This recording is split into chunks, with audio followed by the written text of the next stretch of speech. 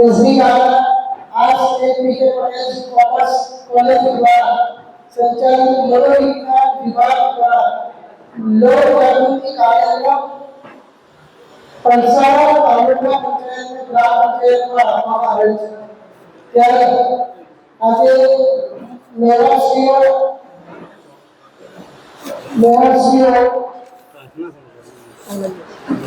કાર્યક્રમના અધ્યક્ષ શ્રી અને એસબી ગાર્ડન કોલેજના ઇન્ચાર્જ આચાર્ય શ્રી ડોક્ટર ધર્મવીર ગુજર સાહેબ, મહેમાન શ્રી કંતેશ બી આહિર જેઓ ડીબીઆઈ સ્કૂલ પલસાણાના ઇન્ચાર્જ આચાર્ય રહી ચૂક્યા છે અને હાલ લાયન્સ જૂ વીકે પટેલ વિદ્યાલયના આચાર્ય શ્રી છે. ગ્રામના પ્રથમ નાગરિક અને સરપંચ પ્રવીણભાઈ આહિર, તાલુકા પંચાયતના સભ્ય સંદીપભાઈ કાગોડ, સુરત જિલ્લા અને આહિર સમાજના ટ્રસ્ટી શ્રી એવા ગ્રામના અગ્રણી મોહનભાઈ આહિર, ગ્રામ પંચાયતના સભ્ય શ્રી તેજસભાઈ દેસાઈનું હું એસબી ગાર્ડન કોલેજ તરફથી હાર્દિક સ્વાગત કરું છું. કાર્યક્રમના અગાઉના સૌપ્રથમ દીપ પ્રાગટ્ય કરવા હું મહેમાનશ્રીઓને વિનંતી કરીશ.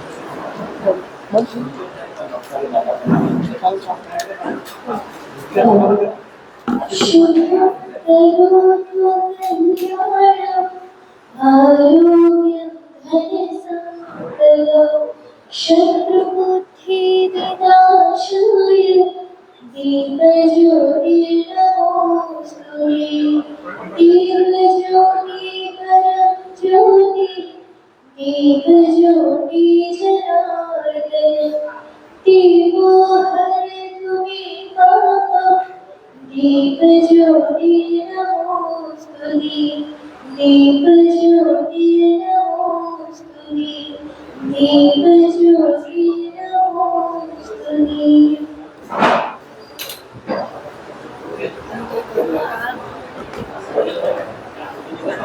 અશ્વિન સરનું સ્વાગત કરવા હું નાયકા આનંદને વિનંતી કરીશ. હું કલ્પેશ સરને આમંત્રણ આપીશ.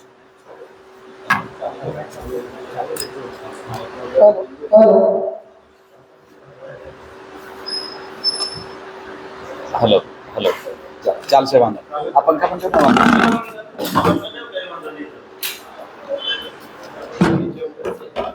કઈ વાંધો.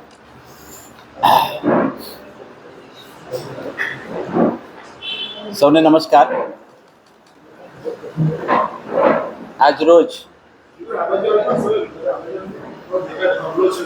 નવસારી ગારડા કોલેજના સાયકોલોજી વિભાગના વિદ્યાર્થીઓ દ્વારા સમાજમાં મનોવિજ્ઞાનનું જે મહત્વ છે, મનોવિજ્ઞાનની જે જરૂરિયાત છે, એ વિષય પર ખૂબ જ સુંદર એક કોલેજ કક્ષાનો કાર્યક્રમનું આયોજન કરવામાં આવ્યું. ત્યારે આ કાર્યક્રમના અધ્યક્ષ શ્રી ગુજર સાહેબ, આ ગામના અગ્રણી અને સતત આહિર સમાજને એક જીવંત રાહ ચીંધનાર એવા મારા પરમ આદરણીય મિત્ર મોહનભાઈ આહિર, ગામના પ્રથમ નાગરિક કે જેમના થકી ગામના વિકાસના વિવિધ કાર્યો થતા હોય એવા પરમ આદરણીય મિત્ર પ્રવીણભાઈ આહિર, ગામના યુવાન અગ્રણી એવા તેજસભાઈ, અમારી પૂર્વ શાળા, હવે પૂર્વ શાળા કહેવાય કેમ કે છૂટી ગયા એટલે, બાકી હજુ લગાવ તો તે છે જ, કેમ કે આજે બોલાવ્યા એટલે લગાવ છે, બાકી શાળા છૂટે પછી કોઈ યાદ નહીં કરે. તો અમારી પૂર્વ શાળાના વિદ્યાર્થી અને માજી તાલુકા પંચાયત ઉપપ્રમુખ અને હાલના સભ્ય એવા સંદીપભાઈ રાઠોડ, એકચ્યુઅલી એમને સાંભળવાનો એક લાવો છે, અમારા વિદ્યાર્થી છે પણ સંદીપભાઈને સાંભળવાનો લાવો છે. જીપીએસસીના ક્લાસ કરાવે છે, એટલે એમની પાસે તો બહુ અઢળક નોલેજ કહી શકાય.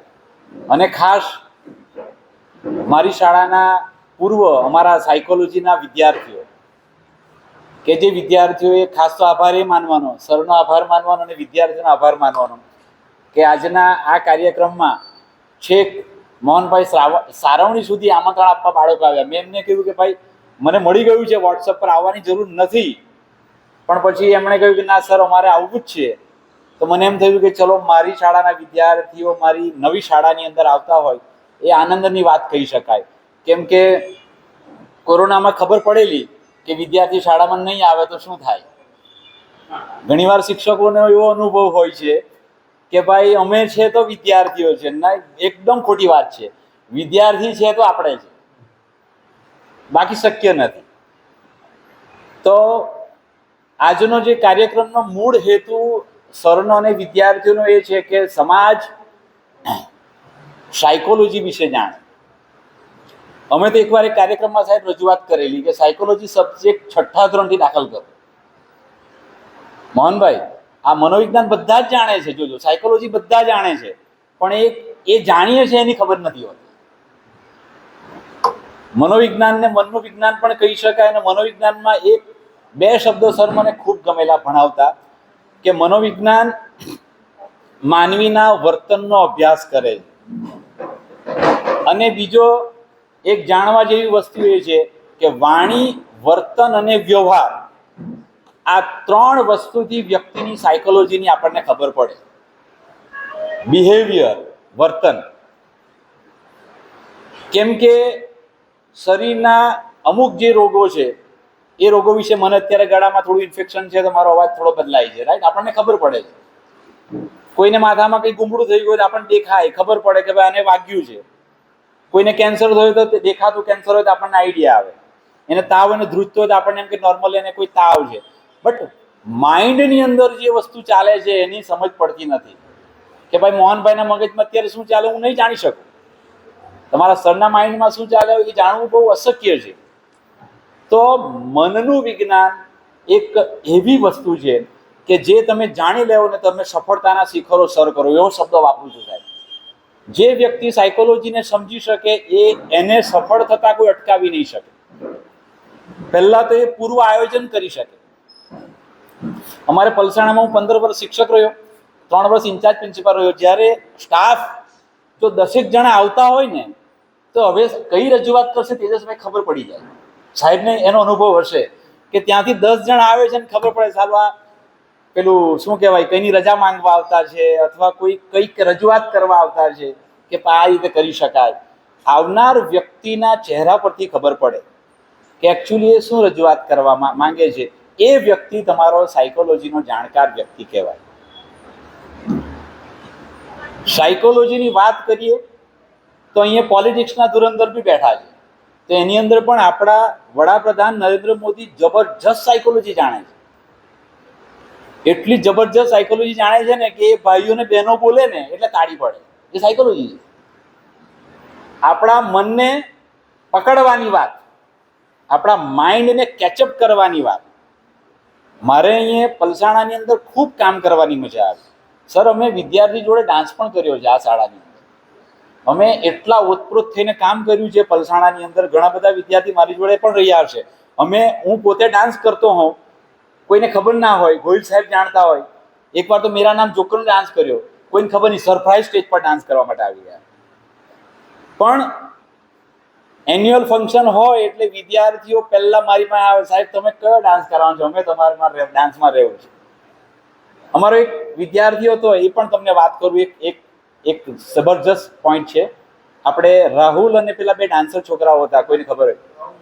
હા, મિશ્રા, સાહિલ મિશ્રા. યસ, સાહિલ મિશ્રા. સર મારે એક ડાન્સ કરવા તો બમ બમ બોલે, તારે જમી પર મૂવી આવેલી અને એમાં બમ બમ બોલે ડાન્સ હતો, બહુ ફાઇન.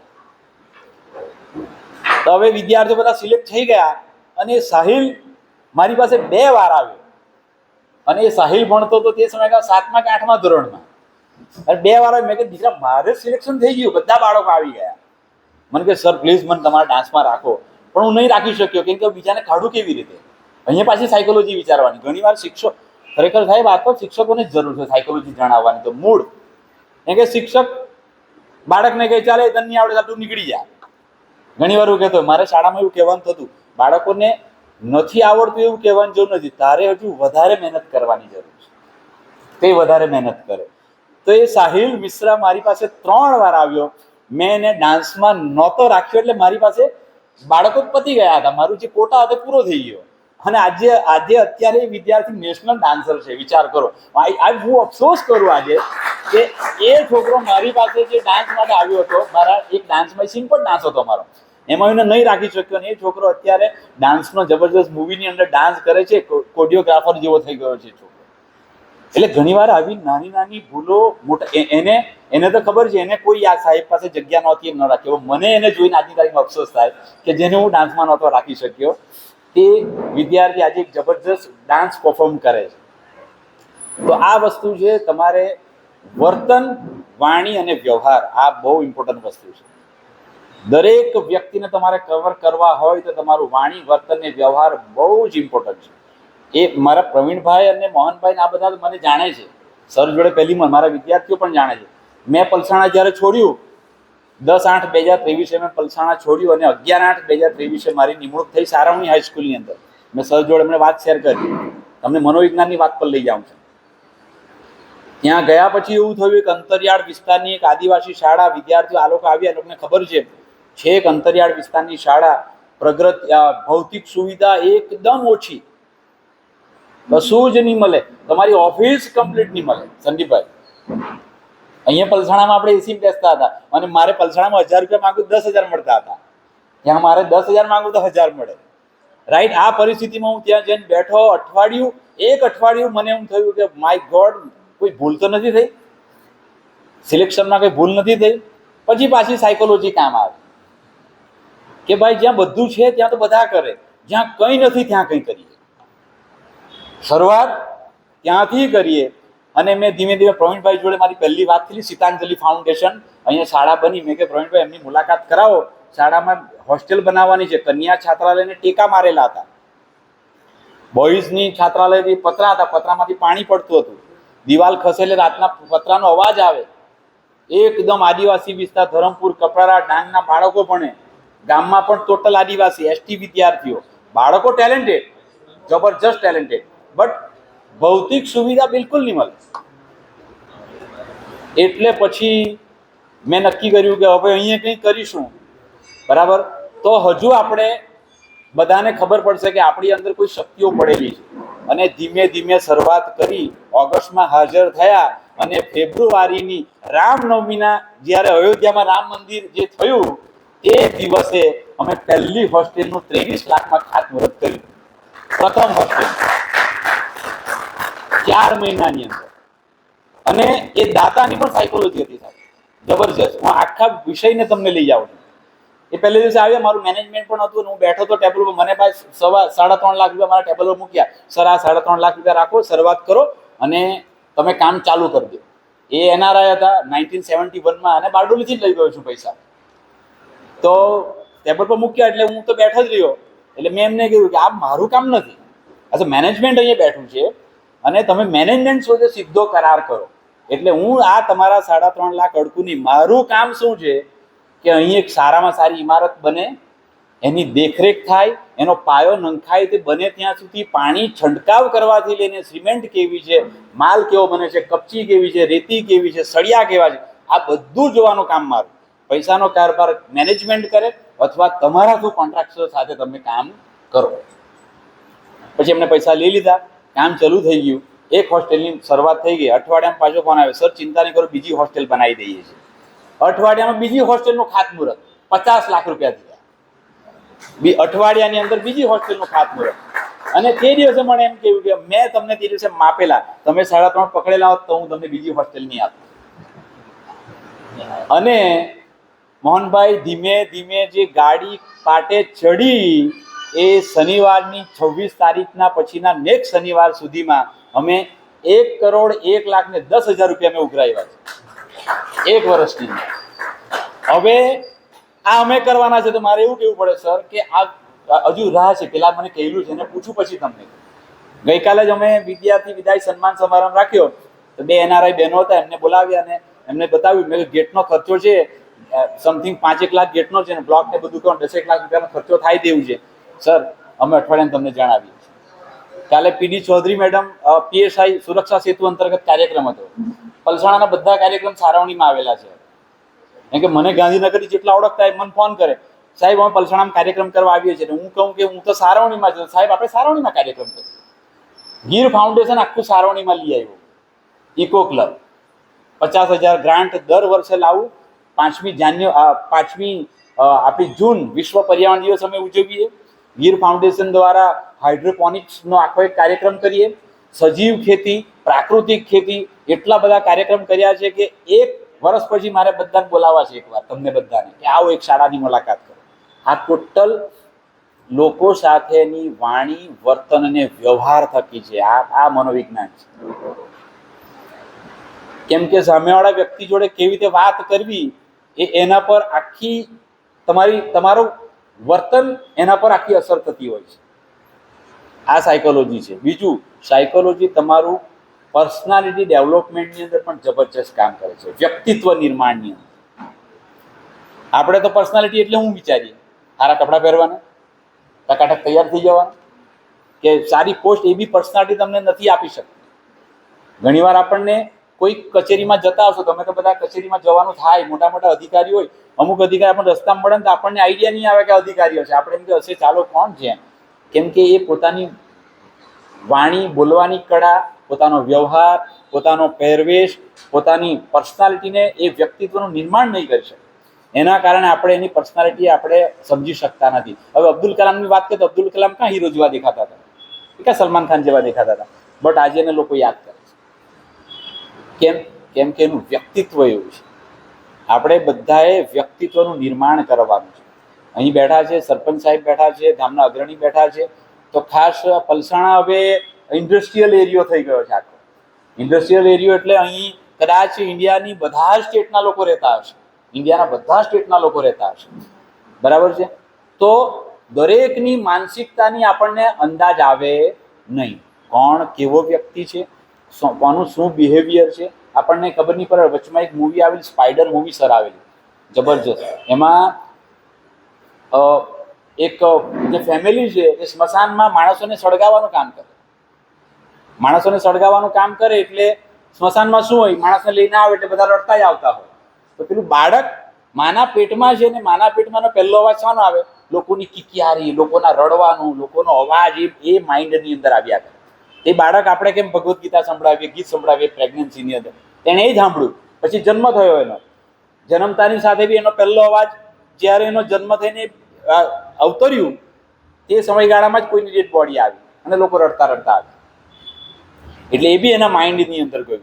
એટલે એને રડવાનો અવાજ એના માટે પ્રિય થઈ ગયો. રડવાનો અવાજ કેવો થઈ ગયો? પ્રિય. અને રડવાનો અવાજથી એને એનર્જી મળે, એને તાકાત મળે. અને પછી મોટા થઈને પછી કોઈ સ્મશાન ભૂમિમાં કોઈ બધા મર્યા જ ના કરે, અઠવાડિયું 15 દાડાની ગેપ પડી ગઈ એટલે એને મજા નહીં આવે. જો એક સાયકોની એક માનસિકતાની તમને તરફ લઈ જાય. એને 1 મહિના સુધી કોઈ ડેટ નહીં થયું એટલે એને મજા નહીં આવે, ભૂખ નહીં લાગે, એને કંઈ થાય નહીં. એટલે ગામમાં ગયા ને પહેલા 2 ભાઈ થઈને એકને માર નાખ્યો. અને ત્યાંથી એ ગુનામાં એટલા બધા આગળ નીકળ્યા કે જેનો છેડો. એટલે માનસિકતાની આપણે કોઈની પણ માનસિકતાને આપણે જાણી શકતા નથી. બીજો મહત્વનો મુદ્દો છે, બહુ ફાસ્ટ જમાનો છે. મનોશારીરિક શબ્દ તમારે ભણવાનો આવ્યો છે. શારીરિક બીમારી આપણને ખબર જ છે, બરાબર. શારીરિક બીમારીની અંદર આપણને એમ થાય કે ભાઈ કોઈને તાવ આવે, માથું દુખે, એપેન્ડિક્સ થયું, પેટમાં જઠરના પ્રોબ્લેમ થયા, ફલાણ. તો મનોશારીરિક બીમારીની અંદર મનોવિજ્ઞાને બહુ સરસ થિંકિંગ કહીને વાત કરી છે. ડાયાબિટીસ એ કોઈ ખોરાકની બીમારી નથી, એ માનસિક બીમારી શરીરને અસર કરે. દાખલા તરીકે આપણે સ્ટ્રેસ લઈએ, ટેન્શન લઈએ, પ્રવીણભાઈ કેટલી દોડધામ કરીએ, આપણે ખાવાનું આપણું અનિયમિત થઈ જાય, તો એનાથી મનોશારીરિક બીમારીમાં ડાયાબિટીસને લેવામાં આવ્યું છે. કેન્સરને પણ મનોશારીરિક બીમારીમાં લેવામાં આવ્યું છે. એક સ્ત્રી કોઈ વ્યસન નહીં, કશું થયું, કેન્સર થયું, તપાસ કરવામાં આવી કે કેમ કેન્સર થયું, તો ગામમાં 3 જણને કેન્સર થયેલા. તેને એવો વિચાર આવ્યો કે સાલું આવું મને થાય તો, આવું મને થયું તો માઇન્ડને મેસેજ મળ્યો. આપણું નાનું મગજ, જે અજાગ્રત મન જે અંદર મગજની અંદર છે ને, એ તો જબરજસ્ત કામ કરે. એના થકી તમે 1 કરોડ રૂપિયા ઉઘરાવ્યા છે. રાત્રે સૂતા પહેલા વિચાર કર્યો કે નહીં આપણું કામ થશે જ, કાલે દાતા આવવાના છે જે આપણને દાન આપશે. સર જોજો, પોઝિટિવ થિંકિંગની વાત કરું છું, મળશે જ, આપણે ત્યાં કંઈ કરી શકીશું. બરાબર, એ પોઝિટિવ થિંકિંગથી અમે 1 કરોડ પર પહોંચ્યા 1 વર્ષની અંદર. તો એ સ્ત્રીને એ બાબતનો વિચાર સતત આવતો હતો અને છેલ્લે જતા જતા એ સ્ત્રીને લંગ કેન્સર થયું, ફેફસાનું કેન્સર થયું. ડૉક્ટર વિચાર કરે કે ગામડાની બેન તરત શાકભાજી તોડીને ખાય, બરાબર, હવા એકદમ ચોખ્ખી, આ પાણી ચોખ્ખું, કોઈ વ્યસન નહીં મળે કોઈ પણ પ્રકારનું, તો બેને લંગ કેન્સર થયું. અને તપાસ કરતાં કરતાં સીધો વિષય સાયકોલોજી પર ગયો અને એનો મૂળ હેતુ હતો ડર. એને ડર હતો કે આવું મને થયું તો. બરાબર છે. મેં એક ભાઈને જોયા કે ગાડીમાં બેસે ને સર, એટલે ગાડીમાં બેસીને તરત કે થેન્ક ગોડ, થેન્ક યુ ભગવાન, તે મને બહુ સરસ ગાડી આપી છે, તે મને ખૂબ સરસ ઘર આપ્યું છે, તે મને ખૂબ સરસ શાળા આપી છે, તે મને ખૂબ સરસ વિદ્યાર્થી આપ્યા છે. તો એનો મૂળ હેતુ એ છે પોતાના માઇન્ડને મજબૂત કરવાનો. આપણે કોઈને થેન્ક યુ કહેતા જ નથી. અને ક્યારેક એવો વિચાર આવી જાય, નેગેટિવ વિચાર બધાને આવે. દાખલા તરીકે ઉંમર થશે, અહીં બેઠા છે, આપણો છોકરો જો ગાડી લઈને બહાર ગયો હોય અને 8 વાગે આવવાનું કહેલું હોય, 10 વાગ્યા સુધી નહીં આવે એટલે મગજ ભમતા થઈ જાય આપણા. તમને કંઈ નહીં થાય, તમને અત્યારે એવું નહીં થાય, એ હવે અમને થવા માટે ધીમે ધીમે. તારું કાં ગયું હોય, હું થયું હોય, કોઈ અકસ્માત નથી નડી ગયો, એ માઇન્ડની અંદર એક નેગેટિવ ઉર્જા અંદર ભરાવા માટે. તો તે સમયગાળામાં બોલવાનું, એને માઇન્ડને કહેવાનું કે ડિલીટ. મોબાઈલમાં કેમ આપણે નકામી વસ્તુ ડિલીટ મારીએ છીએ, એને ડિલીટ મારો, ડિલીટ ડિલીટ ડિલીટ 5 વાર બોલવાનું, એટલે મેમરી લાઈન ડિલીટ થશે. અને એને લઈને તમે સૂઈ ગયા ને તો એવું થવાની શક્યતા રહે છે. એમાં હું ખોટો નથી સર, ગુજરાત સાહેબ સાચી વાત છે, 100% થાય છે, પોઝિટિવ નેગેટિવ. બરાબર, આપણે ટેવાયા મળસ કે જો કોઈનો 5 વાગે ફોન આવી જાય મોહનભાઈ, એટલે આપણને એમ થાય કે સાલું કોઈ મરી ગયું, થાય ને આવું. મળસ કે કોઈનો ફોન આવે 5 વાગે એટલે આપણને એમ થાય કે સારું કોઈ એક્સપાયર થઈ ગયું, તો જ આ સવારમાં ફોન આવ્યો. એટલે એ માઇન્ડ એ પ્રકારની આપણા મગજની અંદર થઈ જાય. મેં તો મનોવિજ્ઞાન 4 વર્ષ ભણાવ્યું છે, હાલમાં પણ મારી શાળામાં મનોવિજ્ઞાન ભણાવું છું. આઈ થિંક ગુજરાતમાં પહેલો આચાર્ય હશે કે જે 9 થી 12માં બધા ધોરણમાં ભણાવે છે. હા, હું બધા જ ધોરણમાં ભણાવું. એનું રીઝન, મારી ભરતી માધ્યમિક નહીં કહેવાય, એટલે હું 9-10માં ભણાવું. કોઈ પણ આચાર્ય 9-10માં જ ભણાવે. મેં ત્યાં આગળ 9માં પીરિયડ રાખ્યા, 10માં 11-12 બધામાં પીરિયડ રાખેલા. એનું કારણ કે હું બધા વિદ્યાર્થીઓનો સંપર્ક કરી શકું. ભણાવવામાં હું સમય આપવા કરતાં વિદ્યાર્થીઓને પોઝિટિવ એનર્જીની વાત કરું. અને 1 વર્ષમાં અમે 7મી વાર ગુજરાતમાં જવાના છે, ત્યાં સ્ટેટ લેવલ.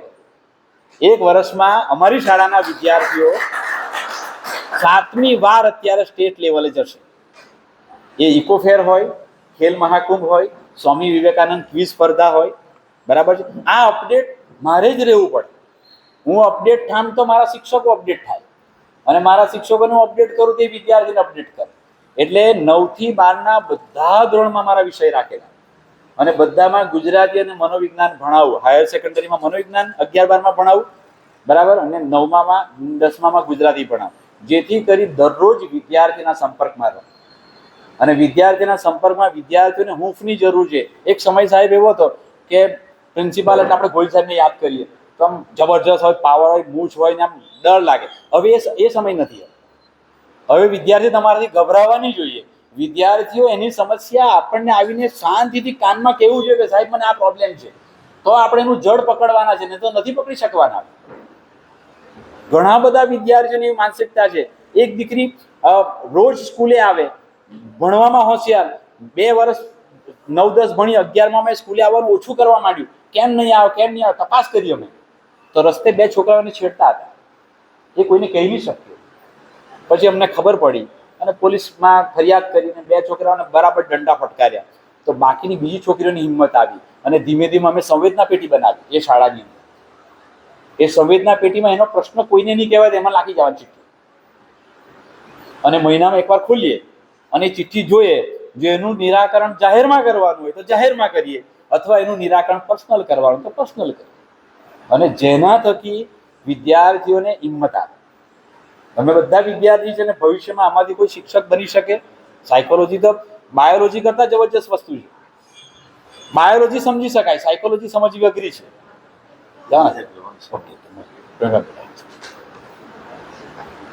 અને એ રીતે તમારે બધા આ ખરેખર ધીમે ધીમે વિદ્યાર્થીઓ જાગૃત થઈને સાહેબ આવી ગયા છે, બરાબર ને. બાકી આવા કાર્યક્રમો આ કોલેજ કક્ષાએ સર આ તમે સર જો બહુ સરસ આ કાર્યક્રમનું આયોજન કરો છો. બધાને મનોવિજ્ઞાન જાણવું ખૂબ જરૂરી છે. એવું નથી મનોવિજ્ઞાન ભણવાથી જ આવડે. આપણા દાદાએ પણ બહુ જબરજસ્ત સાયકોલોજી જાણતા હતા. આપણા પૂર્વજો પણ સાયકોલોજી બહુ જબરજસ્ત જાણતા હતા. અને જે મનોવિજ્ઞાનને સાયકોલોજીને જાણશે તો તમે 100% વિકાસ કરશો. ગ્રાહક આપણે બાય 2 get 1 ફ્રી, બરાબર, 2 પર 1 ફ્રી, 3 પર 1 ફ્રી. આ ફ્રી એ કશું ફ્રી હોતું નથી. એ સાયકોલોજી તમારા માઇન્ડને ખેંચવા માટેનું છે. સોશિયલ મીડિયા આજે જબરજસ્ત કામ કરે છે આની અંદર. એ પછી અમેઝોન હોય કે ફ્લિપકાર્ટ હોય, સંદીપભાઈ બહુ જબરજસ્ત કામગીરી કરે. આ નોન ગ્રાન્ટેડ શાળા શું કરે છે? આ નોન ગ્રાન્ટેડ શાળા જ 1 લાખ રૂપિયા 20 લાખ પર્સન્ટાઇલ રેન્ક લખે કે અમારી શાળામાં આટલા વિદ્યાર્થી 99.99% રેન્ક. સર ગુજરાત સાહેબ, પર્સન્ટાઇલ રેન્ક કોઈ એનું કોઈ સ્ટેટસ જ નથી. કોઈને ખબર નથી આ શાળાની અંદર 99% વિદ્યાર્થીને આવેલા છે. અને એ મોટા મોટા બેનર્સ, બરાબર છે, સ્વિમિંગ પુલ, ટ્યુશન ના જવું પડે તેવી સ્કૂલ, બાળકને આખો દિવસ સાચવી રાખે, કેજીની અંદર ખાવાનું આપી દે, આ તે. આપણે એમ કે ચાલો છૂટા કે 11 થી 5 જાઓ કે વાંધો નહીં. તો આ એક માઇન્ડને ખેંચીને એક પૈસા કમાવા માટે આર્થિક ભારણ સમાજ પર લાખવા માટેની એક જબરજસ્ત વસ્તુ છે. બાકી ટીચરો તો આજની તારીખમાં ગ્રાન્ટેડ શાળાઓમાં, સરકારી શાળાઓમાં જેનું ઉચ્ચ મેરિટ છે, હાઈ મેરિટ છે, એ તો સરકારી નોકરી મેળવવાની, બરાબર છે. અમે અમારા વિકાસ કરવા માટે આટલી એક શાળા ખરેખર જબરજસ્ત પ્લેટફોર્મ આપ્યું. એ શાળા મૂકીને અમે ત્યાં ગયા. પણ મને આજે એવું લાગે છે કે મારો નિર્ણય સાચો હતો અને સારો હતો. કે એનું કારણ એ છે કે એ બાળકો કદાચ એ પરિસ્થિતિમાં હોત અત્યારે. હવે મારા ગયા પછી મેં કર્યું એવું નથી કહેતો, એ ભગવાનના આશીર્વાદ છે, મારા ગુરુના આશીર્વાદ છે. હું તો ગોહિલ સાહેબને બધે યાદ કરું. તેજસભાઈ ગોહિલ સાહેબે મને બહુ ડેવલપ કર્યો, ખરેખર બહુ ડેવલપ કર્યો. અત્યારે પણ સાહેબનો જ ફોન હતો અહીંયા આવ્યો. મેં કહ્યું સાહેબ હું કલસાણામાં જ છું કાર્યક્રમમાં. કુદરતી વસ્તુ છે, એમનો અચાનક આજથી કેટલા દિવસો પછી ફોન આવ્યો. તો એ નિર્ણય શક્તિ, દૈરા વગર, ગભરાયા વગર વિદ્યાર્થીઓ મારી પાસે આવ્યા. મેં કહ્યું કાર્યક્રમ બતાવો, બરાબર, સહેજ કાર્યક્રમ પૂછી લીધો. મેં કહે આ પ્રમાણે શિડ્યુલમાં ગોઠવો. કેમ કે શિડ્યુલ તમારું ગોઠવાય, એ શિડ્યુલમાં પણ સાયકોલોજી તમારી જબરજસ્ત કામ કરે. સવારે ઉઠવું, ચા નાસ્તો કરવો, કસરત કરવું, માનસિક રીતે.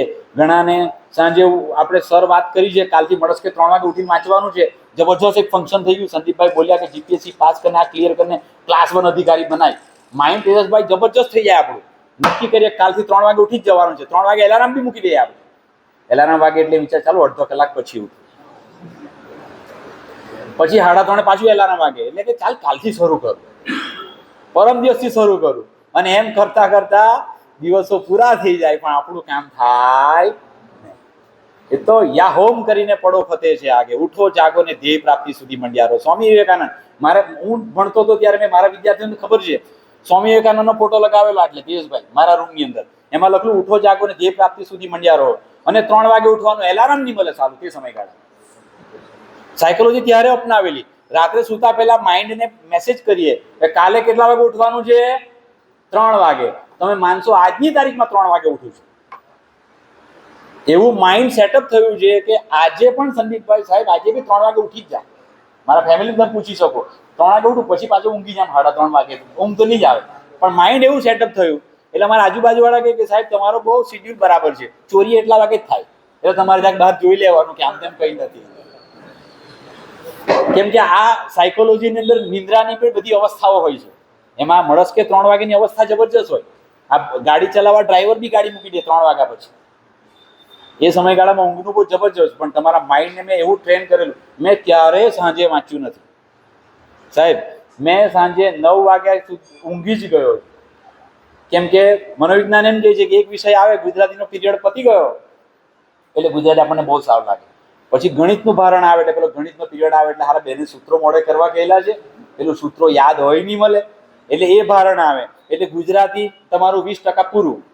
પછી ગણિતમાં જઈ મગજ કહીએ એટલે અમારો અરવિંદ સર સામાજિક વિજ્ઞાન લઈને આવે, બરાબર છે. તો એ સામાજિક વિજ્ઞાન પાછું મૂકીએ એટલે પેલું ગુજરાતી બાષ્પીભવન થાય, ગણિતો બાષ્પીભવન થાય. અને સાંજે છેલ્લો પીરિયડ પીટીમાં મેદાન પર રમી લીધું અને ઘરે ગયા પછી વિચારે કે શું કર્યું, સારું ખબર જ નહીં આજે હું કર્યું. છેલ્લે રહીમાં તે યાદ રહે. એ ભારણ છે, એ વિષયનું ભારણ આવતું જાય એટલે તમે પાછા ઘરે જઈને પાછા સ્ટડી કરવા બેસો તે ભારનો ભાર જ રહે. એના કરતાં તમે ઊંઘી જાઓ, માઇન્ડને શાંત કરી નાખો, આખી બાબતને ડિસ્ટ્રોય કરી નાખો અને મળસ કે ફ્રેશ થઈને 3 વાગે પલાઠી વાળીને બેસી જાઓ. સ્વામી વિવેકાનંદ કહેતા, સૂઈને નહીં, ને તો ઘણા પાછા આમ સૂઈને, પેરેન્ટ્સ બી છે આમ બુક મૂકીને સૂઈ જાય એટલે ખાલી બુક જ રહી থাকে, માણસ ઊંઘી જ ગયેલો હોય. પલાઠી વાળીને તમે બેસો, કાં ચાલતા ચાલતા વાંચો તો તમે યાદ રાખી શકો. સર એ મેસેજ મેં માઇન્ડને આપેલો, ત્યાં તો હું સાયકોલોજી જાણતો બી નહીં હતો સંદીપભાઈ. આજની તારીખમાં 3 વાગે, દરરોજ 3 વાગે આંખ ખુલે ને ખુલે જ. રાત્રે 12 વાગે સૂઈ તો 3 વાગે આંખ. એટલે આજનો જે તમારો કાર્યક્રમ ખરેખર ખૂબ સુંદર. મેં વિદ્યાર્થીનો ખરેખર આભાર માનું છું, સરનો બી આભાર માનું છું. કોલેજ વતી સર જોડે મુલાકાત થઈ. નેક્સ્ટ કાર્યક્રમ સર હવે મારી શાળામાં કરશે, એમનો હું સમય લઈશ, એક જબરજસ્ત સમય લઈશ અને તે સમયગાળાની અંદર ખૂબ નવા સત્રથી, સર હવે બોર્ડની પરીક્ષા શરૂ થઈ છે, નવા સત્રમાં એક જબરજસ્ત અમે કાર્યક્રમ કરીશું અને એ કાર્યક્રમ તમારી એક પર્સનાલિટી, એક વ્યક્તિત્વ, એક છાપ ઊભું થાય. મેં 11/8/2023 સારવણીમાં હાજર થયો અને 10 દિવસ પછી મારા ઇકો ફાઉન્ડેશન ગાંધીનગર, મારા મિત્ર, તેમનો ફોન આવ્યો કે સાહેબ અમે પલસાણા આવીએ છીએ, આપણે ઇકો ક્લબનો એક જબરજસ્ત કાર્યક્રમ કરીએ છીએ, 200 વિદ્યાર્થીઓનું રસોડું બનાવવાનું અને હાઇડ્રોપોનિક ખેતી પર, ઓર્ગેનિક ખેતી પર, પ્રાકૃતિક ખેતી પર આપણે કાર્યક્રમ કરવાનો છે. મેં કહ્યું સર મારી તો બદલી થઈ ગઈ, હું તો સારવણી આવી ગયો. તો કંઈ નહીં, એ કાર્યક્રમ સારવણી જશે અને સારવણીમાં એ કાર્યક્રમ અમે 1 વર્ષમાં અમે 4 વાર બધા વિદ્યાર્થીઓને જમાડ્યું છે. સજીવ ખેતી, ઓર્ગેનિક ખેતી, પ્રાકૃતિક ખેતી, ઇવન અમારા બાળકોને કઈ ચકલી શું કામ કરે, બરાબર છે, કે કયા પ્રકારનું ખાતર નાખવાથી કયા પ્રકારનો પાક થાય, એ બધી જ વસ્તુઓ આપણને ખબર છે. હમણાં આપણા ચોકડી પર આપણે ચકલીઓને ગાંઠિયા નાખીએ છીએ, બહુ પુણ્યનું કામ કરતા હોય આપણને એવું લાગે છે, બટ એ રોંગ છે, ખોટી વસ્તુ છે. એનો ખોરાક જ નથી. ચકલીનો મૂળ ખોરાક ઈયળ છે. આ ખેતીમાં દવા કેમ છાંટવી પડે? ચકલીને બધી આંખ ખવડાવીને આપણે પૂરી કરી નાખી. બાકી અમુક ઓર્ગેનિક ખેતીમાં એવું હોય છે કે પોતાના જ ખેતરમાં 15-20 વીઘાનું ખેતર હોય ને, એની અંદર ચકલીઓના માટે જબરજસ્ત માળાઓ બનાવ્યા. એ ચકલીઓ ત્યાં રહે અને એના પાક પર જે ઈયળ આવે તે ચકલીઓ ખાય, એટલે દવા નાખવાનું ઓછું થઈ. આ વસ્તુ ની આપણે કામગીરી કરીએ છીએ. ખરેખર આજે ખૂબ સરસ માહોલ. મારા ઘણા બધા ભૂતપૂર્વ વિદ્યાર્થીઓ બેઠા છે. એ ચહેરા જોઈને આનંદ થાય. જીવનમાં એવું કહેવાય કે પહેલું બાળક, પહેલી પ્રેમિકા અને પહેલી શાળા એ કાંઈ માટે યાદ રહી માણસને, એ માઇન્ડમાંથી નીકળે ને. એને પલસાણા પ્રત્યે આપણને બહુ લાગણી છે, આજે પણ લાગણી. જ્યારે પલસાણા મને કોઈ કાર્યક્રમ બોલાવે, હું એન્યુઅલ ફંક્શનમાં પણ અમને આવ્યું, કેમ કે પલસાણા ખૂબ સારું પ્લેટફોર્મ મને as a management, Harendrasinh Gohil સાહેબ, બીજા બધા વિદ્યાર્થીઓ એટલું જબરજસ્ત પ્લેટફોર્મ આપ્યું છે અને વિદ્યાર્થીઓ જોડે અમે ખૂબ હળીમળીને રહેતા હતા. એ કારણે વિદ્યાર્થીઓ યાદ કરે છે. કોઈકને માર્યા પણ હશે, કાન પણ ખેંચ્યો છે, બરાબર છે, તો પણ એ વિદ્યાર્થીને આપણા પ્રત્યે સાહેબ નફરત નથી. એનું મૂળ કારણ કે આપણી સાયકોલોજી, બરાબર છે. એ વિદ્યાર્થી આજે પણ આપણને યાદ કરે. એકવાર તો પહેલાં અમારા એએસઆઈ મેહુલ ભરવાડ, અહીંયા આપણે, એ મારો બીજો બેચ વિદ્યાર્થીનો, તો હું રાનકુવામાં રહેતો, એની પોસ્ટિંગ એ રાનકુવા થઈ ગઈ સાહેબ. તે તો ગાડી લઈને, બધા પોલીસની ગાડી લઈને આવી ગયા હતા. હવે બધા ગભરાય કે સોસાયટી પોલીસ કલ્પિતભાઈના ઘરે કેમ આવ્યા છે, બરાબર ને. પછી આવીને પગે પડે, સાહેબ મેહુલ હું એએસઆઈ બની ગયો. My God, feeling better. એટલું સારું લાગ્યું. જ્યાં સુધી હતા પોલીસ વાળા કે મારા સાહેબના ઘરે હાંજે એક આંટા મારવાનું, પોલીસવાળા હાંજે ના હોય જ સોસાયટી. તો આ શિક્ષકનો એક દરજ્જો છે, એક ગુરુનો આ દરજ્જો છે. એ ગુરુને પણ સાયકોલોજીની બહુ જરૂર છે અને તમે હવે એ પદ તરફ અગ્રેસર થઈ રહ્યા છો, ધીમે ધીમે, સ્ટેપ બાય સ્ટેપ. અને ભવિષ્યની અંદર આ ફિલ્ડમાં આવવાનું થાય. આ બહુ પવિત્ર વ્યવસાય છે. આ દગાનો વ્યવસાય નથી, આ જૂઠાનો વ્યવસાય નથી, ખાલી વાત કરવાનો વ્યવસાય નથી. કેમ કે આમાં ફેક્ટરીમાં જાય તો મશીન હાથે કામ કર્યું, અહીંયા જીવતા મશીન હાથે કામ કરવાનું સાહેબ. એમાં એક કંઈ બોલ્ટમાં આમ તેમ થઈ ગયું, મશીન પાછું બની જાય. પણ આમાં જો એકવાર માઇન્ડમાં ગુઈ ગયું ને નેગેટિવિટી, તો એને કાઢવી બહુ અશક્ય છે. એ નીકળી જ નથી શકવાની. એટલે ખૂબ પોઝિટિવ થિંકિંગ સાથે, એક નકારાત્મક વિચારોને સાઈડ પર મૂકી હકારાત્મક વિચાર સાથે હું કરી શકું છું, હું કરીશ જ, આ થશે જ, પણ એ બોલીને સૂઈ નથી જવાનું. એની સાથે પ્રયત્ન પણ કરવાનો છે, એની સાથે મહેનત પણ કરવાનું છે. કરતું ઝાડ કરોડિયો ભોંય પડી ગભરાય, કરતું ઝાડ કરોડિયો ભોંય પડી ગભરાય, વણ તૂટેલે તાંતડે ઉપર ચડવા જાય. મારા ફાધર શીખવતા સાહેબ એ સમયગાળામાં. ખબર નહીં પડતી, પણ કરોડિયાની જાળીમાં તૂટી જાય, પાછો નીચે પડે, પાછો એ તૂટેલા પર ઉપર ચડે. પાછો નીચે પડી જાય, પાછો ચોટે, અને એમ કરતાં કરતાં જબરજસ્ત ઝાડુ બનાવે. એ મહેનત આપણે બધાએ કરવાની છે. ખરેખર આજે મને બોલાવ્યો અને આ એક માન આપ્યું મારા ભૂતપૂર્વ વિદ્યાર્થી અને અમારા કોલેજના સર ગુજર સાહેબ અને સાહેબ, બરાબર છે. આજે પલસાણાની ધરતી પર ફરીથી આવવાનું થયું. મેં કર્મભૂમિ શબ્દ વાપર્યો છે કે એ ધરતી પર વારંવાર આવવાનું થાય જ છે. તો અહીંયા આવવાનો એક અલગ આનંદ છે. અને આનંદ સાથે તમામનો આજના આયોજક છે જે કોલેજ કક્ષાના સરથી લઈને વિદ્યાર્થીઓનો સૌનો હું ખૂબ ખૂબ આભાર વ્યક્ત કરું છું અને આનંદ અને ગૌરવની લાગણી અનુભવું છું. Thank you very much. જ્યારે જરૂર પડશે ત્યારે વિદ્યાર્થીઓને આપણે મળીશું. Thank you. અને અમારા જે ગુરુ છે, ગુરુ અમને એટલા પ્રોત્સાહિત કર્યા છે આ લોકજાગૃતિ અભિયાન કરવા માટે કે અમારી અંદર પણ એક એવી એ થઈ કે જેટલી મનોવિજ્ઞાનના વિદ્યાર્થીઓ તરીકે જેટલું અમે કરી શકીએ અને પહેલું કર્યું છે. તો કોઈ ભૂલચૂક હોય તો માફ કરજો. હવે કાર્યક્રમને આગળ વધારતા અમારા મનોવિજ્ઞાન વિભાગના કેટલાક વિદ્યાર્થીઓએ પોતાના વક્તવ્યો અહીંયા રજૂ કરવાના છે. તો હું બધાને વારાફરતી અહીંયા આમંત્રણ આપું છું. સૌપ્રથમ આનંદ નાયકા યોગ અને જીવન વિશે આપણને કેટલીક વાતો કરશે.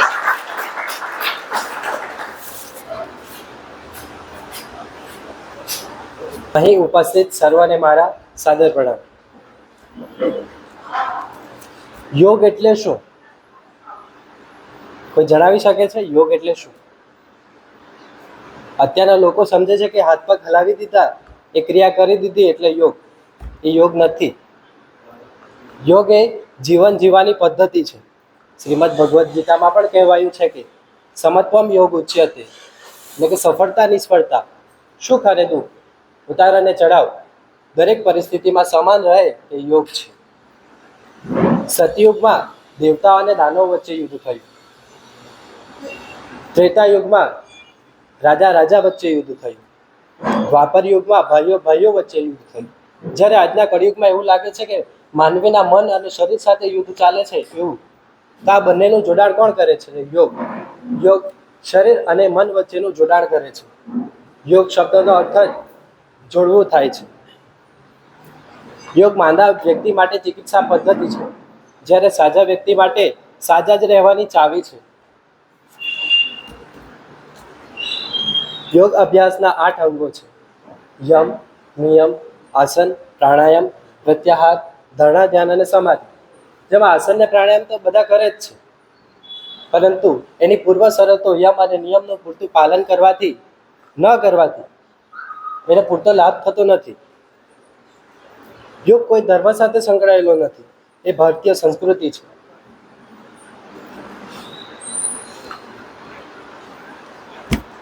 યોગ કરવાથી પાચન તંત્ર મજબૂત બને છે, યાદશક્તિમાં વધારો થાય છે, થાક દૂર થાય છે.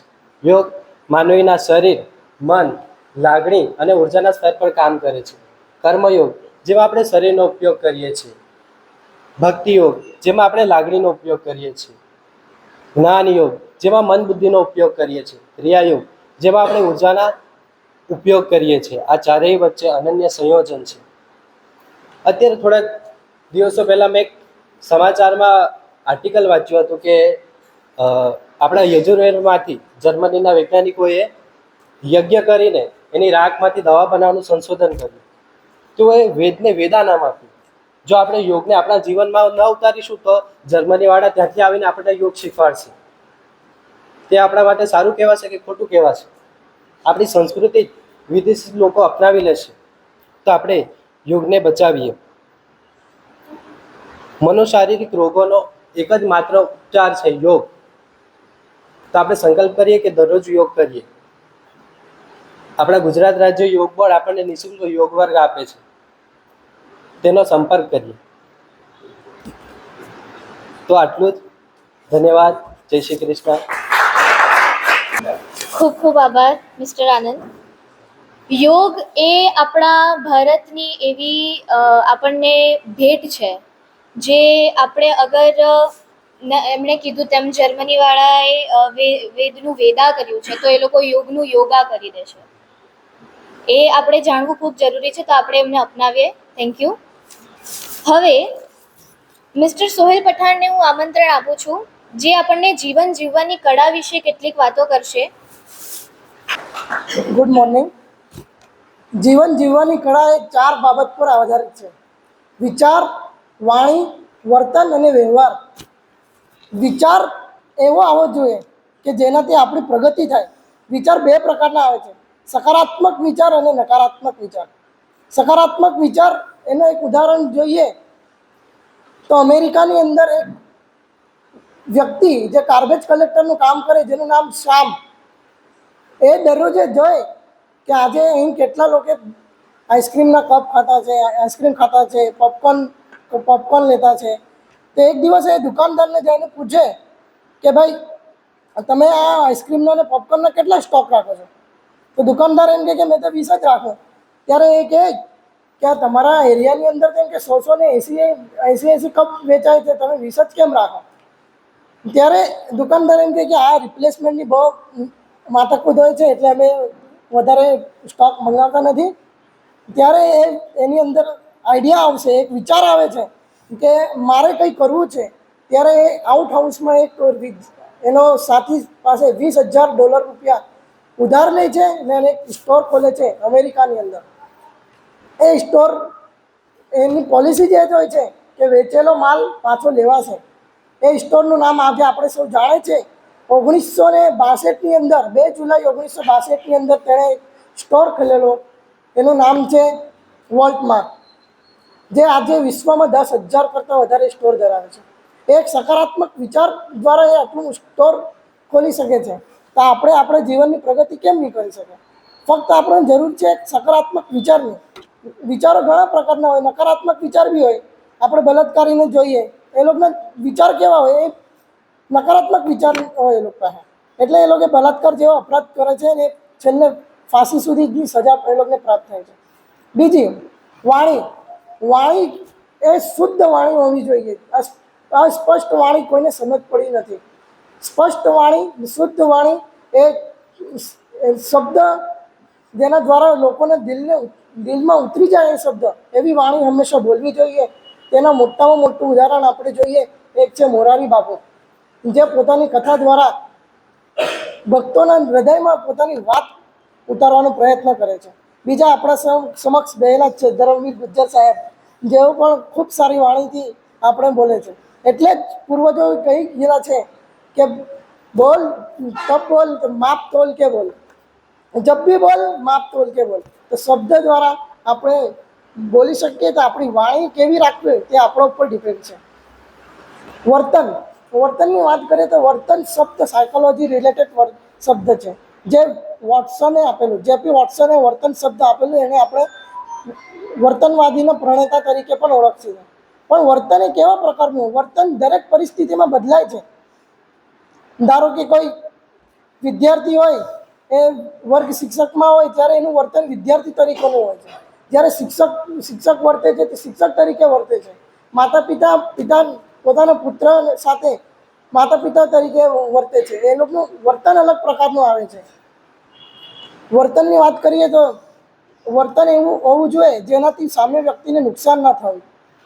વર્તન આપણે સાચું વર્તન એ જ છે જેનાથી કોઈને આપણે નુકસાન ના થાય ને કોઈ પણ વ્યક્તિને ખોટું ના લાગે. જેનાથી કોઈ વ્યક્તિને ઉતારી પાડવાની ભાવના હોય, તે આપણું સાચું વર્તન ના કહેવાય. ચોથી વાત, વ્યવહાર. વ્યવહારની વાત કરીએ તો આજના જમાનાની અંદર મોટે ભાગે વ્યવહાર શબ્દ આવે ત્યારે એવું જ માનવામાં આવે કે ભાઈ લગ્નમાં ગયા તે વ્યવહાર શું કર્યો, તે વ્યવહાર ઓળખે. પણ વ્યવહાર એ સ્વભાવને પણ એક વ્યવહાર તરીકે ઓળખવામાં આવે છે. સ્વભાવ માટે એક વાર્તા આપ સમક્ષ રજૂ કરું છું કે એક સંત મહારાજ એક દિવસ નદી કિનારેથી જતા હોય, તે જોઈ કે નદીમાં ઓટ આવેલું છે ને ઓટની અંદર એક વીંછી તરતું છે, ડૂબી જવાનું છે. એ સંત એ વીંછીને બચાવવા જાય છે. ત્યારે વીંછીને હાથમાં ઉંચકીને એને બચાવવાનો પ્રયત્ન કરે છે. ત્યારે વીંછી એને ડંખ મારે છે. તો હાથ એમ ઝૂંઝાય છે, એમને દુખે છે ને વીંછી નદીમાં પડી જાય છે. પાછું સંત ઉંચકે છે, પાછી એને બચાવવાનો પ્રયત્ન કરે છે, પરંતુ વીંછી પાછો એને ડંખ મારે છે. આવી 2-3 વખત આવી ઘટના થાય છે. ત્યારે આ આખું દ્રશ્ય એક વ્યક્તિ સામે વ્યક્તિ જોતો હતો. તે વ્યક્તિ સંત પાસે આવીને પૂછે છે કે શા માટે તમે આને બચાવો છો? આ તો તમને ડંખ પહોંચાય, તમે આમનું તમે બચાવ કરો છો ને એ તમને નુકસાન પહોંચાડે છે. ત્યારે સંત ખૂબ સારી વાત કરે છે કે વીંછીનો સ્વભાવ ડંખ મારવાનો છે, મારો સ્વભાવ બચાવવાનો છે. જો વીંછી એનો સ્વભાવ નથી છોડતો તો હું મારો મહાન બચાવવાનો સ્વભાવ કેવી રીતના છોડી દઉં? એટલે આપણે કોઈ પણ વ્યક્તિને આપણો સ્વભાવ એવો રાખવો કે આપણોથી કોઈ પણ વ્યક્તિને દુઃખ ન થાય. આજનો જમાનો એવો થઈ ગયો છે કે એકબીજાને ઉતારી પાડવાની કોશિશ થાય છે. એકબીજા ઉપર જો કોઈની પ્રગતિ થાય છે તો એની પ્રગતિથી આપણે એને ઈચ્છા થાય છે. એવું એ સ્વભાવ આપણા માટે સાચું નથી. સારો સ્વભાવ એ છે જેનાથી આપણે બીજાને મદદ કરીએ, બીજાની ભાવનાને ઠેસ ન પહોંચે એની કાળજી રાખીએ. એટલે મનોવિભાગ દ્વારા આ વિચાર, વાણી, વર્તન અને વ્યવહાર એ ખૂબ જ જરૂરી છે. તે આપણા પોતાના જીવનમાં ઉતાર્યું છે. સર પણ અમને કહે છે કે હે પ્રભુ, અમને વિચાર, વાણી અને વ્યવહારથી સુખ અને સમૃદ્ધિ આપજે. એવી ઈચ્છાથી હું નિવૃત્ત થાઉં છું કે આપ સૌના વિચાર અને વાણી અને વર્તન વ્યવહારથી વિકાસ થાય. આનંદિતા નાયકને આમંત્રણ આપું છું કે તે પોતાનું વક્તવ્ય રજૂ કરે. વિચાર, વર્તન અને વાણી. સાયકોલોજી એક એમના દ્વારા કનેક્ટેડ વસ્તુ છે, વિચાર, વર્તન અને વાણી. વિચાર, વર્તન અને વાણીનું અગર આપણે આધુનિક સ્વરૂપ જોઈએ તો એ છે સોશિયલ મીડિયા. સોશિયલ મીડિયા એક એવી વસ્તુ છે કે આજના યુવાનો જે છે તે વિચાર, વર્તન અને વાણીને સોશિયલ મીડિયા દ્વારા જ સમજી શકે છે. અને એ પણ સોશિયલ મીડિયા પણ એક સાયકોલોજીનો બહુ મોટો માધ્યમ બની ગયું છે.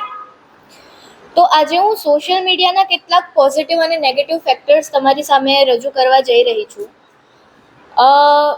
આધુનિક સમયમાં સોશિયલ મીડિયા એક જરૂરિયાત એટલા માટે છે કારણ કે એટલી બધી એવી ઇન્ફોર્મેશન આપણને મળે છે જે આપણે કદી સાંભળી પણ ન હોય.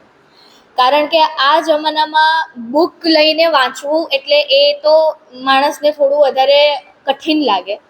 પરંતુ સોશિયલ મીડિયા યુવાનો માટે એવી વસ્તુ છે જે 24 કલાક હાથમાં જ હોય. 24 કલાક હાથમાં હોય અને 24 કલાક એના ઉપર સ્ક્રોલિંગ ચાલતું હોય કે કંઈ પણ ઇન્ફોર્મેશન મળતી હોય. અને એના અગર પોઝિટિવ ફેક્ટર્સ જોઈએ તો આજે લોકોની અંદર માનસિક ડિસ્ટન્સ ઓછું થયું છે અને ફિઝિકલ ડિસ્ટન્સ જે છે તે વધ્યું છે. માનસિક ડિસ્ટન્સ એટલા માટે ઓછું થયું છે કારણ કે આપણને અગર ઈચ્છા થાય કે મારે આ ફેમિલી મેમ્બર સાથે વાત કરવી છે કે મારે મારા ફેમિલી સાથે, તો દૂર દૂર રહીને પણ આપણે કનેક્ટિવિટી એક જે છે તે જાળવી રાખીએ છીએ. એ કનેક્ટિવિટી અને બીજું છે ઇન્ફોર્મેશન શેરિંગ. આપણને કંઈ પણ ઇન્ફોર્મેટિવ વસ્તુ મળી છે તો આપણે ગ્રુપ્સ પર અથવા તો આપણે આપણા ફ્રેન્ડ્સને કંઈ પણ રીતે શેર કરીએ છીએ કે તમે પણ જાણકારી લો. તો એ ઇન્ફોર્મેશન શેરિંગ એ બીજું એક પોઝિટિવ ફેક્ટરમાં આવે છે. બીજું છે સેલ્ફ એક્સપ્રેશન અને ક્રિએટિવિટી. અમારા સર એવું કહે છે કે ભગવાને મનુષ્યમાં બહુ બધા બીજ રોપ્યા હોય છે. ઘણા બધા બીજ હોય છે. જરૂરી નથી કે વ્યક્તિ ભણી ગણીને જ મોટો માણસ બને. કેટલાકમાં એવા બીજ હોય છે કે જે ભણવા સિવાયના એવા બીજ હોય છે જે ખીલીને વટવૃક્ષ થાય છે. તો એનું અગર આધુનિક સ્વરૂપ આપણે જોઈએ તો સોશિયલ મીડિયા પર યુટ્યુબ કોન્ટેન્ટ ક્રિએશન છે. કોન્ટેન્ટ ક્રિએશન પર લોકો મ્યુઝિકના વિડીયોઝ મૂકે છે અથવા યુવાનોને ખબર છે કેટલા બધા કોમેડી સ્ટેન્ડઅપ કોમેડીઝ થાય છે અથવા કેટલા બધા ડાન્સના વિડીયોઝ જોવા મળે છે. તો એના દ્વારા કેવું છે કે એક માધ્યમ મળ્યું છે લોકોને પોતાનું ટેલેન્ટ અને હોબીઝ બતાવવાનું. પરંતુ આ વસ્તુના અગર આપણે જોવા જઈએ તો આપણે આપણી સંસ્કૃતિથી એટલા બધા વિખૂટા પડી ગયા છે કે આપણને ખબર જ નથી કે ભવિષ્યમાં કેટલી બધી સમસ્યાઓ આપણા સમક્ષ આવવાની છે જેનો આપણને થોડો પણ અણસાર નથી. તો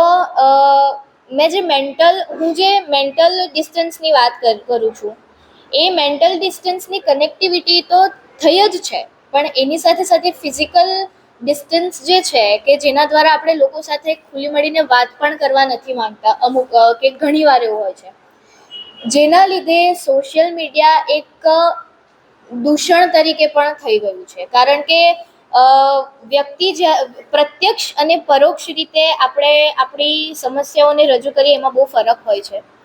પ્રત્યક્ષ રીતે આપણે ફેસ ટુ ફેસ વાત કરવી જેને આપણે કહીએ છીએ તેમાં ખૂબ ફરક હોય છે. અને અગર એ ફિઝિકલ કોમ્યુનિકેશન આપણું નહીં હોય તો એ ગંદકી પછી આપણા સોશિયલ મીડિયા પર નીકળે છે, જેને આપણે આજે કોન્ટ્રોવર્સી કહી શકીએ છીએ. એવી ઘણી બધી કોન્ટ્રોવર્સી ચાલી જ રહી છે, તમે પણ જાણો છો. હાલમાં જ એક રિસન્ટ કોન્ટ્રોવર્સી ચાલી રહી છે.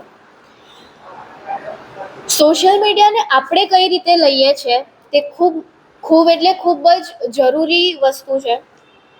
હું અગર જણાવું તો સોશિયલ મીડિયા એનું એક નેગેટિવ ફેક્ટર અગર જણાવું તો સોશિયલ મીડિયા આપણા જે અકાઉન્ટ્સ હોય છે તે અકાઉન્ટ્સના ડેટા એ શેર કરીને એ જે કંપની હોય છે તે પૈસા કમાય છે. અને આજના લોકો જે કહે છે મારે યુટ્યુબર બનવું છે, મારે આ બનવું છે, યુટ્યુબર આટલા પૈસાઓ કમાય છે, બટ એ એક સ્ક્રીન છે, એક પાતળી સ્ક્રીન છે જે આપણને દેખાય છે. આ પાતળી સ્ક્રીનની પાછળ શું ચાલી રહ્યું છે આપણને ખબર નથી. રીલ અને રિયલ એમાં બહુ ફરક છે. આપણે જોઈએ છે કે એ લોકોની લાઈફ કેટલી બેટર છે, એ લોકો પૈસા કમાય છે, એ લોકો જાહો જલાલીથી જીવે છે, પરંતુ એ લોકોના મેન્ટલ હેલ્થ શું છે, એ લોકોના ઘરમાં શું ચાલી રહ્યું છે, એ લોકો કેવી રીતે વિડીયોઝ બનાવે છે, એ લોકોને જ્યારે પૈસા મળે છે તો એ લોકોએ એના માટે શું શું કરવું પડે છે. આજે એક આપણે ફિલોસોફીમાં એક વસ્તુ જોઈ હશે કે એક સફેદ કાપડ હોય ને તો એ કાપડને ન જોતા લોકો એક ડાઘાને જોઈ છે. એક અમથો ડાઘો હોય ને તો લોકો જોઈ છે કે આ સફેદ કાપડ પર એક ડાઘો છે. તો સોશિયલ મીડિયા પર એક એવી જ વસ્તુ છે કે આધુનિક સમયમાં લોકો આગળ વધવા માટે કોઈ પણ હદે પડી શકે છે, કોઈ પણ હદે. પછી એ કંઈ પણ રીતે તમને પોપ્યુલેશન હોય. અગર આ કોન્ટ્રોવર્સીની વાત કરીએ તો કોન્ટ્રોવર્સી થોડો ટાઈમ ચાલે, પણ એનાથી લોકો જે પોપ્યુલર થાય તે લોકો પછી તો પોપ્યુલર રહેવાના જ છે, કારણ કે યાદ રહી જાય છે મગજમાં. પોઝિટિવ વસ્તુ યાદ નથી રહેતી પણ નેગેટિવ પહેલાં યાદ રહે છે. એટલે અગર આપણે દૂષણો જોઈએ તો દૂષણોમાં એક એવી વસ્તુ છે કે મેન્ટલ હેલ્થ આપણે જે હોય છે તે કોર્નર પર થઈ જાય છે, આપણા પૂરતી સીમિત રહે છે અને એ પછી ગંદકી બનીને આપણે સોશિયલ મીડિયા પર કાઢતા હોય છે. બીજું છે સાયબર બુલિંગ અને હેરેસમેન્ટ. છોકરીઓ માટે એક બહુ ખરાબ વસ્તુ છે કે એઆઈનો આજે જમાનો છે. એઆઈ એક કંઈક પણ કરી શકે છે. તમે એક ફોટો ઉચકીને મૂકો તો ફોટામાંથી કંઈ પણ રિયલ વિડીયો એ ક્રિએટ કરી શકે છે અને એનાથી કેટલીક છોકરીઓની લાઈફ પણ બરબાદ થઈ છે. મારી જ ફ્રેન્ડને અગર હું ઉદાહરણ આપું તો મારી એક ફ્રેન્ડ હતી. એ ફ્રેન્ડ એઝ અ ડાન્સર એ પોતાના વિડીયોઝ મૂકતી હતી. તો એને એક કહેવા જોઈએ તો એક કંપની, એક નાની અમથી કંપની છે, લોકલ કંપની, તેના તરફથી એને મોડેલિંગ માટેનો એને ઓફર આવી કે મેડમ તમને આવી રીતે, અને એ છોકરીએ એક્સેપ્ટ પણ કર્યું. પરંતુ એ છોકરી પાસેથી એવું કહેવામાં આવ્યું કે તમારે ફોર્મ ભરવા માટે થોડા બિલ પ્રોસેસ છે, તે બિલ પ્રોસેસ તમારે ફોલો કરવા પડશે અને એ બધી ફોર્માલિટી પૂરી થઈ જાય એટલે તમને મોડેલિંગનું અમે કામ આપીશું. તો મોડેલિંગનું એણે કીધું કે હવે એ છોકરીને પણ શોખ હતો અને એને પણ ફિલ્મ જગતમાં જવું થોડું વધારે એનું એ છે, અને છોકરી સુંદર પણ બહુ છે. હવે જોવા જઈએ તો એણે જ્યારે બિલનું ટ્રાન્ઝેક્શન કર્યું, એના અકાઉન્ટમાંથી એણે જે મહેનત કરીને પૈસા કમાયેલા બધી મહેનત જતી રહી. અને હવે આજના જમાનામાં જોઈએ તો પોલીસ પાસે આપણે સાયબર ક્રાઇમમાં રિપોર્ટ કરીએ, એ લોકો પાસે પણ એટલા બધા કેસ છે આ વસ્તુના કે એ લોકો પણ સોલ્વ કરતાં કેટલો ટાઈમ લે છે, હજી સુધી પણ એની ક્વેરી સોલ્વ થઈ નથી. બીજું જે છે કે હું મારી વાત કરું, હું આજના જમાનાની છોકરી થઈને હું ખુદ સોશિયલ મીડિયા પર નથી, કારણ કે મેં પણ એના બહુ રિપર્કેશન્સ જોયા છે કે કેવા આવ્યા અને કેવા નહીં. અને હું બહુ ખુશ છું. અગર જોવા જઈએ તો આ બધી ખાલી દેખાવાની વસ્તુ છે, પણ અગર તમે એની બહાર નીકળો તો તમને ખબર પડે કે બહારની દુનિયામાં એટલી બધી વસ્તુ છે કે આપણે જાણતા જ નથી. આપણે આના પર સીમિત થઈ ગયા છે. અને એ વસ્તુ ખરાબ સાબિત થઈ શકે છે આગળના જનરેશનમાં. કારણ કે આપણું જનરેશન, અગર આપણે અત્યારના જનરેશનના મમ્મીઓને જોઈએ તો આપણને ખબર પડે કે છોકરું ખાવાનું નહીં ખાતું હોય ને તો એને ફોન પકડાવી દે, એના સામે ટીવી ચાલુ કરી દે. એ નહીં કરવું જોઈએ. એ નહીં કરવું જોઈએ, કારણ કે પછી એને એવી રીતે ટેવ, બાળકને તમે જેવી રીતે વાળશો એવી રીતે વળશે. તો આવું ન કરતા આઈ હોપ કે આપણે બધા એક મેન્ટેનન્સ રાખીએ. હું એવું નથી કહેતી કે બધા બંધ જ કરી દો, પણ એક મેન્ટેનન્સ હોવું જોઈએ કે તમે કેટલો ટાઈમ આપો છો. એક પ્રાયોરિટી હોવી જોઈએ કે તમે કઈ પ્રાયોરિટી કઈ વસ્તુને આપો છો. એક ટાઈમ મેનેજમેન્ટ હોવું જોઈએ. તો આઈ હોપ કે આપણે બધા આ જાગૃતિ લાવીએ અને પોઝિટિવ તરફ વળીએ, ના કે નેગેટિવ તરફ વધારે જોઈએ. અને આઈ હોપ કે મારા આ વક્તવ્યથી તમને કંઈક ને કંઈક જાણવા અથવા પ્રેરણા મળી હોય. તો થેન્ક યુ. અને આગળ હું હવે મિસ્ટર વિવેક પાંડેને ઇન્વાઇટ કરીશ, જીવનમાં વિચારોનું મહત્વ આપણને સમજાવશે. નમસ્કાર, મારો જે આજનો ટોપિકનું નામ છે વિચાર. गांधी जी कहे थे कि विचार विचार विषय कहे थे इंसान अपने कर्मों का प्रतिफल है, वो जैसा सोचता है वैसा ही बनता है. મિત્રો, વિચાર બે પ્રકારના છે. એક તો પોઝિટિવ અને બીજો છે નેગેટિવ. પોઝિટિવ વિચારથી આપણને શું થાય છે કે આપણને એક માનસિક શાંતિ મળે છે. બીજું, કોઈ પણ બાબત પ્રત્યે આપણને શાંતિ મળે છે અને આત્મવિશ્વાસ વધે છે. અને ત્રીજું મુખ્ય વાત કે કોઈ પણ બાબત પ્રત્યે નિર્ણય લેવામાં ખૂબ જ મદદરૂપ થાય છે. અને બીજું છે નેગેટિવ. જો આપણે નકારાત્મક વિચારશું તો હતાશા, સંઘર્ષ, દબાણ, માનસિક સ્ટ્રેસ આવશે.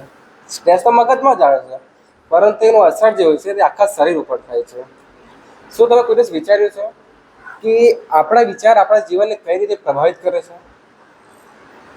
તમને ખબર છે કે દુનિયામાં જેટલા પણ લોકો છે બધાના મગજમાં રોજિંદા ડેલી 60,000 થોટ્સ આવે છે, 60,000 વિચાર આવે છે, જેમાંથી લોકો મોટે ભાગે નેગેટિવ વિચારતા હોય છે.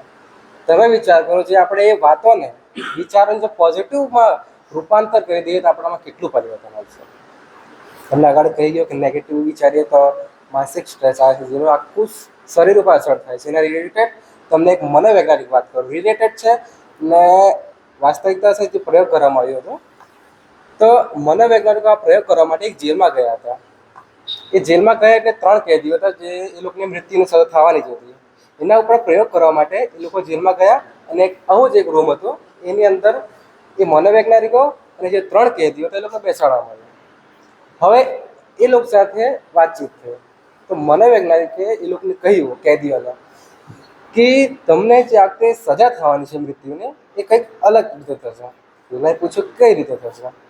કહ્યું મનોવૈજ્ઞાનિકો કે જે દુનિયામાં સૌથી ઝેરીલો સાપ છે કિંગ કોબ્રા, એના દ્વારા તમને કડાવવામાં આવશે, બાઇટ કરવામાં આવશે. જેવી રીતના તમને કટશે 30 સેકન્ડની અંદર અંદર તમારી મૃત્યુ થઈ જશે. આટલું કહીને મનોવૈજ્ઞાનિકો જતા રહ્યા. હવે આટલું કહ્યા એટલે પેલા જે કેદીઓ હતા 3 એ લોકોના મગજમાં આ જ વસ્તુ ચાલતું રહી ગયું. આખા દિવસ આ જ ચાલ્યા કરે કે મને સાપ કરશે અને હું મરી જઈશ. ખાવા જાય ત્યારે આ વિચાર આવે, સુવા જાય, ઉઠે એટલે તરત એ જ વિચાર આવે. હવે 2 થી 3 દિવસ વીતી ગયા, એ લોકોના મગજમાં એ જ ચાલતું હતું. હવે ત્રીજો દિવસ આવ્યો તો જે મનોવૈજ્ઞાનિકો હતા એ લોકો ફરીથી આવ્યા એટલે હવે એ લોકો સજા થવાની હતી. ખબર આપણને પેલું જ્યારે કોઈને સજા કરવામાં આવે ત્યારે મોઢા પર બ્લેકનેસ કાપી દેવામાં આવે, મૂળ ઢાંકી દેવામાં આવે. એ લોકોને પણ મૂળ ઢાંકી દેવા, એટલે બધા જ હતા. ડૉક્ટરો પણ હતા, વકીલ, પોલીસ, જજ ને લોકો પણ હતા તમારા છે, બધા જ હતા. એ લોકોની સામે આ પ્રયોગ કરવાના હતા. તો એ લોકોએ શું કર્યું કે એક સામાન્ય પિન લીધું, એટલે પેલું સોય હોય ને આપણે કવડાશું એનાથી, બસ એ સામાન્ય સોય લીધું અને એ લોકો 3 હાથમાં સામાન્ય રીતે ખાલી ચુબાડવામાં આવ્યું. જેવી રીતના પહેલાં લોકોને કર્યું એટલે એ લોકોનું બોડી રિએક્ટ કરવા માંડ્યું. રિએક્ટ કરવા માંડી એટલે પરસેવો છૂટવા માંડી, આખી શરીર ધ્રુજવા માંડી. તમે માનશો ને 30 સેકન્ડની અંદર એને 3ની મૃત્યુ થઈ ગઈ. હવે આવું કઈ રીતે બન્યું હશે? એ લોકોને પૂછવા માંડી. એ લોકો જવાબ આપ્યો કે અમે લોકોએ આ લોકોને મગજમાં આ વસ્તુ કહ્યું હતું નેગેટિવ, તો આ લોકોએ એ વિશે નેગેટિવ વિચારતા હતા, જેના કારણે આ લોકોને મૃત્યુ થયું. આપણે જેવું વિચારીએ છીએ ને આપણો બોડી પણ એવી રીતે રિએક્ટ કરે છે. મગજમાં વિચારીએ છીએ, એ લોકોએ પણ એવી રીતના જ વિચાર્યું હતું, નેગેટિવ વિચાર્યું હતું. એનું બોડી એ લોકોએ વિચાર્યું કે મને સાપ કરડશે ને સામાન્ય સોય વિચારતો, ખાલી સામાન્ય સોય હતો. એના કારણે એ લોકો વિચારે એના રીતે જ એનું આખું બોડી રિએક્ટ થયું, એના કારણે એનું મૃત્યુ થયું. એના રીતે તમને જો આપણા જે રોજિંદા જીવનની વાત કરું તો આપણે તાવ આવે, એ માથું દુખે, કઈ જગ્યાએ પેન થાય, તો આપણે હંમેશા નેગેટિવ જ વિચારીએ કરીએ છીએ કે મને તાવ આવ્યો, કે મને દુખે છે, માથું દુખે, એના વિશે જ વિચારતા હોઈએ છીએ. ને પેલા તાવકો વિચારતા હોય કે 1 કલાક આના માથામાં રહે પછી બીજાના માથામાં જતો રહે, પરંતુ આપણે પકડી રાખીએ એ જતન આપણે છોડતા જ નથી, આખો દિવસ એના વિશે જ વિચાર્યા કરતા હોય છે, જેના કારણે એ તાવ 1 કલાકનો હોય એ 3-3, 4-4 દિવસ ને મહિના સુધી આપણે છેલ્લે હોસ્પિટલમાં પણ જવું પડે છે. આ વસ્તુ છે કે આપણે ઓલવેઝ પોઝિટિવ વિચારવું. પોઝિટિવ વિશે તમારે વાત કરું તો તમે સંત તુકારામનું નામ સાંભળ્યું છે કોઈ? સંત તુકારામ, હા, મહારાષ્ટ્રના હતા, પુણે જિલ્લાના હતા. તો એક દિવસ તેઓ ગામમાં જે યુવાનો હતા નશા મુક્ત કરવા માટે કાર્યક્રમ કરતા હતા. તો ગામના યુવાનોએ મારા જેવા યુવાને બધા યુવાને 4-5 જણા ભેગા થઈને સંત તુકારામને પકડ્યા અને વાડામાં લઈ ગયા. એટલે ત્યાં પહેલાથી હજામને બોલાવી રાખ્યો. હવે સંત તુકારામને એ લોકો પકડ્યા, હાથ પગ પકડી અને માથે મુંડન કર્યું, અને માથા મુંડન કર્યું એટલે ચૂનો ચગોળ્યો અને ગળામાં રીંગણનું હાર પહેરાયું અને ગધેડા ઉપર ઊંધો બેસાડીને પૂંછડું પકડીને આખા ગામમાં રખડાયું. તો એની પત્નીને ખબર પડી, તો ત્યાં ગયા ને એના આંખોમાં આંસુ હતું ને રડતા હતા. તો જે પેલા યુવાનો હતા એ લોકોએ એની પત્નીને જોયું એટલે એ લોકો રડતા હતા અને ગુસ્સે પણ હતા, એટલે યુવાનો ભાગી ગયા. એ સંત તુકારામ પેલા ગધેડા પરથી હસતા હસતા ઉતર્યા પત્ની પાસે આવ્યા અને કીધું, શા માટે તું રડે છે? પત્ની કહે છે કે તમને આખા ગામમાં ગધેડા પર રખડાયું ને તમારું ઇન્સલ્ટ કર્યું, અપમાન કર્યું, તમે પૂછો શા માટે હું રડું છું? એ સંત તુકારામ જે વાત કરે છે સાંભળજો. ને એની પત્નીને કહે છે કે સાંભળ, તમે પણ સાંભળજો. કહે છે કે પહેલું પોઝિટિવ થિંકિંગ. કહે છે કે આપણા જ્યારે લગ્ન થયેલો, પહેલો પોઝિટિવ થિંકિંગ કહે છે કે જ્યારે આપણા બંનેના લગ્ન થયેલા ત્યારે વરઘોડો નહીં કરે, આ લોકો મફતમાં આપણા માટે વરઘોડો કર્યો. અને બીજું પોઝિટિવ થિંકિંગ કહે છે એનો કે આપણે આટલા ગરીબ છીએ અને 6 મહિનાથી વાળ નહીં કપાયેલા, મફતમાં મારો વાળ કાપી આવ્યો. અને ત્રીજું પોઝિટિવ થિંકિંગ કહે છે કે 6 મહિનાથી વાળ નહીં કપાયેલા, જેના કારણે માથામાં ડેન્ડ્રફ જેવું લીક પડી ગયેલા, આ લોકોએ મફતમાં ચૂના ચગોડી આવ્યો. અને ચોથું મિત્રો કહે છે કે આપણે આટલા ગરીબ છીએ, રોજના ચટણીને રોટલો ખાય છે, હાલે રીંગણ લે અને બનાવરો એ મજા આવશે. આ છે કેળવણી કે નેગેટિવ હતું, પરંતુ કઈ રીતે એ વસ્તુને પોઝિટિવ લીધું, આ વસ્તુ આપણે સંત તુકારામ પાસેથી શીખવું જોઈએ. કંઈ પણ થાય એને આપણે પોઝિટિવ જ લેવું જોઈએ. હવે જે આપણે વિચારીએ છીએ ડેલી, એ મોટા ભાગે નેગેટિવ જ વિચારીએ છીએ, અને જે સમાજમાંથી જ આપણને મળે છે. કોઈ બાળક પેટમાંથી શીખીને નથી આવતું, સમાજમાં આવે છે ત્યાંથી જ શીખે છે. તમને એના રિલેટેડ એક વાત જો કરું તમને, તો એક બાળક સમંદરના કિનારે રમતું હતું એટલે ચપ્પલ કहीं રમ્યા કરતા હોય, રમતું હતું તો એક લહેર આવ્યું ને પેલું ચપ્પલ લઈને ફરીથી પેલો સમંદર અંદર જતો રહ્યો. એટલે પેલા બાળકે લખ્યું સમંદર ચોર છે. એ સમંદરના કિનારે મછવારાઓ, એ લોકોને ફિશરમેનને ઘણી બધી માછલીઓ મળી. તો પેલા મછવારે લખ્યું પેલું સમંદરના કિનારે કે સમંદર અમારો પાલનહાર છે. ત્રીજું કે એક યુવકનું એ સમંદરમાં ડૂબીને મૃત્યુ થઈ ગયું, તેની માતાએ લખ્યું કે સમંદર હથિયારો છે. ચોથું કે એક વૃદ્ધ વ્યક્તિ એ સમંદરના કિનારે ચાલતા હોય એને અમૂલ્ય મોતી મળી, ડાયમંડ. તો એમણે લખ્યું કે સમંદર દાની છે. અને અચાનક એક જોરદાર લહેર આવ્યું, જેણે જે પણ લખેલું સાફ કરીને પાછું જતું રહ્યું સમંદર. હા, તો આ છે સમંદર. કે જે તમે સમંદર વિશે કંઈ પણ કહો એ ઓલવેઝ પોતાની મસ્તીમાં જ રહે છે. આપણે પણ આપણો વ્યક્તિત્વ આવું સમંદર જેવું જ રાખવાનું છે કે આપણે લોકો આપણા વિશે કંઈ પણ કહે, પણ આપણે એ વસ્તુ નથી લેવાનું. આપણા જે ઈચ્છા થાય છે એમાં કરવું જોઈએ. આ વસ્તુ આપણે સમંદર પાસે શીખવું જોઈએ કે આપણને જે ઈચ્છા થાય તે જ કરવું જોઈએ. અને તમને કહું, જે મોટાભાગના જે નેગેટિવ થોટ્સ આવે છે, પોઝિટિવ થોટ આવે, એ સમાજમાંથી જાય. તમને આગળ જ કહી ગયું, સમાજમાંથી જાય છે. કે જો એના તમે વાત કરો, તમે જે લોકો સાથે રહો છો ને, આપણા વિચાર પણ એવા જ હોય છે. તમે સાંભળ્યું હશે કે જેવો સંગ તેવો રંગ. સાચી વાત છે, 100%. તમે કોઈક શરાબી વ્યક્તિ, દારૂડિયા વ્યક્તિ સાથે બેસશો તો તમને લાગશે તમને કંઈ ટેન્શન જ નથી. તમે 9 મિનિટ કોઈક સાધુ સંત પાસે બેસશો તો તમને લાગશે હું બધું દાન કરી દઉં. અને 8 મિનિટ તમે કોઈ નેતા સાથે બેસો તો તમને લાગશે કે મારું શિક્ષણ જ બેકાર છે. પછી 6 મિનિટ તમે કોઈ LIC એજન્ટ સાથે બેસો તમને લાગશે કે મારું જીવન ખરાબ છે, કેમ કે મરી ગયા એટલે વધારે પૈસા મળે આપણને, તો આપણને લાગે છે કે મારું જીવન ખરાબ છે. અને 5 મિનિટ તમે કોઈક ઉદ્યોગપતિ કરોડપતિ વ્યક્તિ સાથે બેસો, તમને લાગે છે કે હું બહુ ઓછું કમાઉં છું. અને 4 મિનિટ તમે કોઈ શિક્ષક પાસે બેસો, તમને લાગશે શિષ્ય બની જામ. અને કોઈ મજદૂર સાથે તમે 3 મિનિટ બેસશો તો તમને લાગશે કે હું બહુ ઓછું કામ કરું છું. 2 મિનિટ તમે કોઈ સૈનિક સાથે બેસશો તો તમને લાગશે કે તમે જીવનમાં કંઈ જ નથી કર્યું, જેલ કરતા છે. અને 1 મિનિટ તમે તમારા મિત્રો સાથે બેસશો તો તમને લાગશે મને કંઈ જીવનમાં ચિંતા નથી. આ છે મિત્રો કે આપણે જ્યાં રહીએ છીએ લોકોના જે વિચાર હોય છે એ આપણામાં હોય છે, પોઝિટિવ હોય કે નેગેટિવ હોય. છેલ્લે બસ આટલું કહું કે આપણા જે વિચાર હોય છે એ આપણી દિશા નક્કી કરે છે.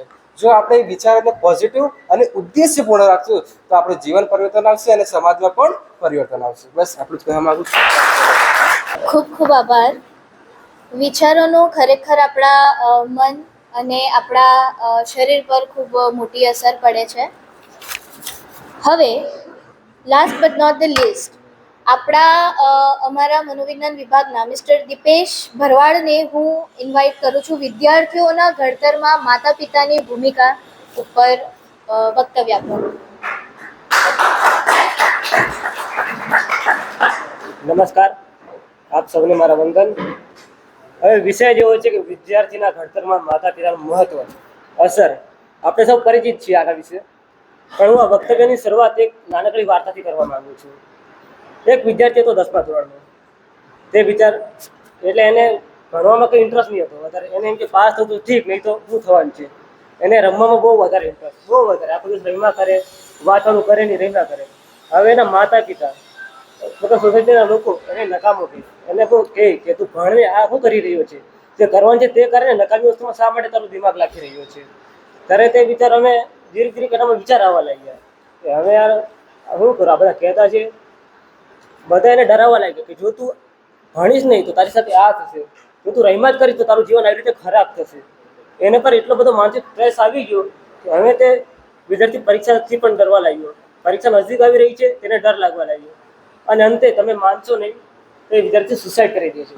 અને સુસાઇડ નોટમાં એક વાક્ય લખે છે કે મમ્મી પપ્પા મને માફ કરજો, તમને જેવો પુત્ર જોઈતો હતો એવું આ જીવનમાં નહીં બની શકું. તો વિચારી શકો છો તેને કેટલું વધારે માનસિક પ્રેશર હતું, કેટલો તે સ્ટ્રેસ અનુભવી રહ્યો હતો. હવે આજની પરિસ્થિતિ છે મિત્રો. હવે તમે જો વિદ્યાર્થીઓને જ્યાં જોઈએ ત્યાં પ્રેશર આપવામાં આવે છે, પણ તેમને પ્લેઝરની જરૂર છે. બધી જગ્યાથી પ્રેશર. ફર્સ્ટ રેન્ક નહીં આવ્યો તો આ નહીં મળશે, અહીંયા આ નહીં, આટલા ટકા નહીં આવ્યા તો આ નહીં થશે, આ નહીં કર્યું તો અહીંયા એડમિશન નહીં મળશે. શા માટે? જે કરવા માંગે છે તે કરવા દો ને, એને ખુલ્લો મૂકી દો. એનો બી એક અલગ ગોલ છે, એની બી એક અલગ હોબી છે, તેમાં તેને આગળ વધવા દો. નહીં, પણ તમારે એવું છે મને મારા છોકરાને આ બનાવવો છે, તે આ કેમ નહીં કરે? હું કહું તે શા માટે નથી કરતો? હવે બધા જો એક જ જગ્યાએ જશે, જો બધા ડૉક્ટર બની જશે તો પછી દર્દી કોણ બનશે? જો બધા એન્જિનિયર બની જશે તો પછી મજદૂર કોણ બનશે? અને જો બધા જ લોકો એક જ ક્ષેત્રમાં ચાલી જશે તો બીજા ક્ષેત્રમાં શું થશે? તેથી હું કહેવા માગું છું કે બધા વ્યક્તિએ પોતાની હોબી ફોલો કરવી જોઈએ. અને માતા પિતાને ખાસ કરીને કહેવા માગું છું કે તમે લોકો તમારા બાળક પાસે 5 થી 10 મિનિટ બેસો, એની સાથે વાત કરો કે આજનો તારો દિવસ કેવી રીતે ગયો, તું શું, તારી સાથે શું થયું, તું શું કરવા માંગે છે, તારી ઈચ્છા શું છે, તું કયા ક્ષેત્રમાં આગળ વધવા માંગે છે. જો સચિન તેંડુલકરને એના પપ્પાએ કીધું કે તું સિંગિંગ કર તો શું તે આજે ગોડ ઓફ ક્રિકેટ બની શકતે? અને જો લતા મંગેશકરજીને કીધું તેના પપ્પાએ કે તું ડાન્સિંગ કર તો શું તે આટલું સરસ સિંગિંગ કરી શકતે? નહીં. આ બધી માનસિકતાની વાત છે મિત્રો. આજનો સમય એવો છે, આજનો જમાનો એવો છે કે બધી જ જગ્યાએ જો બહુ જ વધારે કોમ્પિટિશન વધી ગયું છે. તમે જ્યાં જાઓ ત્યાં કોમ્પિટિશન છે બધા જ ક્ષેત્રોમાં.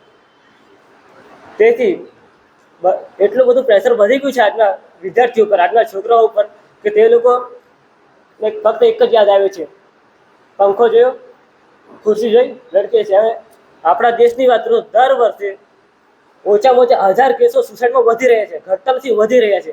એનું રીઝન શું કહી શકાય? શું આપણી પાસે એવી નીતિઓ નથી? આપણી પાસે કોઈ મશીનો નથી? આપણી પાસે બધી જ વસ્તુ છે, પણ શું નથી? માર્ગદર્શન. એ લોકોને જે કરવા માંગે છે એ વિશે માર્ગદર્શન નથી. એ લોકો જે કરવા માંગે છે એમને કરવા દેવામાં આવતા નથી. એ લોકોને બધી રીતે ડરાવવામાં આવે છે કે જો તું આ નહીં કર તો તારી સાથે આ થશે, જો તું એન્જિનિયર નહીં બન્યો તો તારી લાઈફ એક મજદૂર જેવી થશે. હવે બધા એન્જિનિયર બનીને સફળતા એ તો પોસિબલ નથી ને. કોઈ નહીં બી થાય. અત્યારે આપણે જોઈએ છીએ કે આપણા દેશમાં કેટલી અનએમ્પ્લોયમેન્ટ છે, કેટલી બધી બેકારી વધી રહી છે.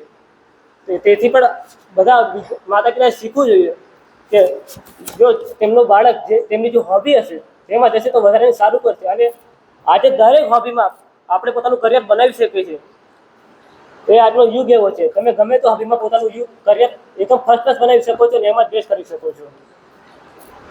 હવે વાત કરીએ, પાછી એક નાનકડી સ્ટોરી હું અંદર એડ કરવા માંગુ છું. એક નાનું છોકરું હતું, એને એના મમ્મી પપ્પા બધું લાવી આપે, ચોકલેટ લઈ આપે, રમકડા કે તો રમકડા લઈ આપે. તેમ કે મારે ફરવા જવું તો ફરવા બી લઈ જાય.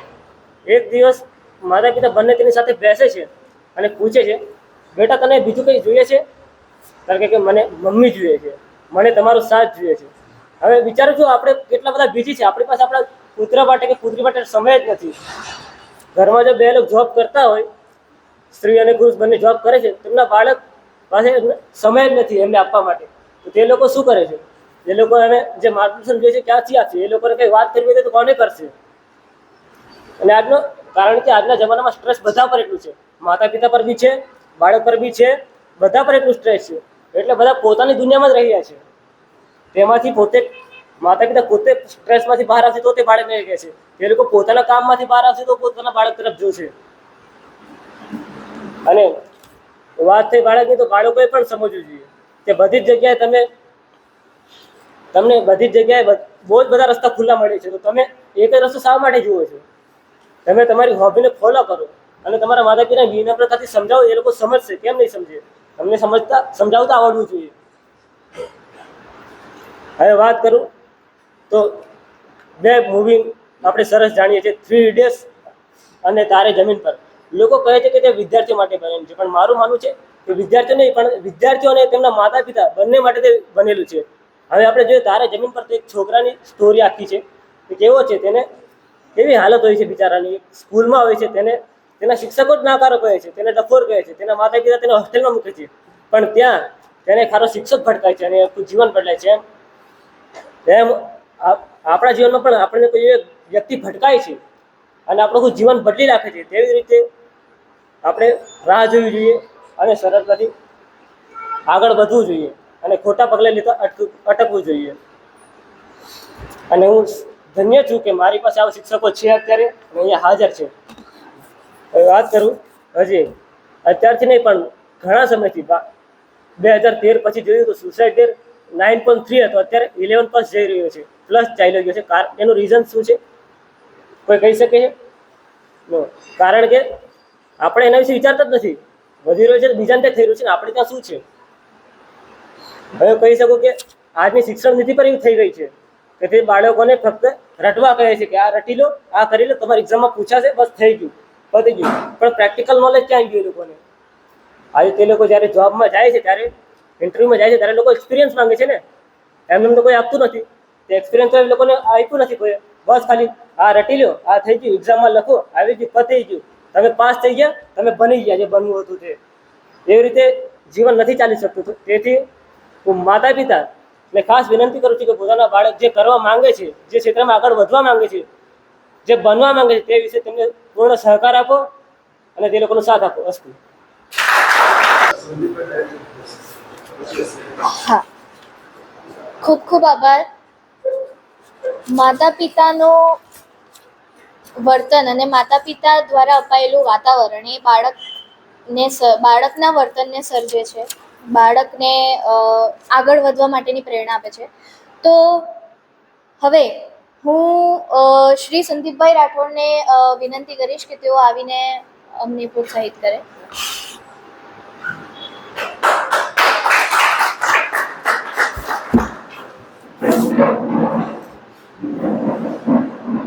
આપ સૌને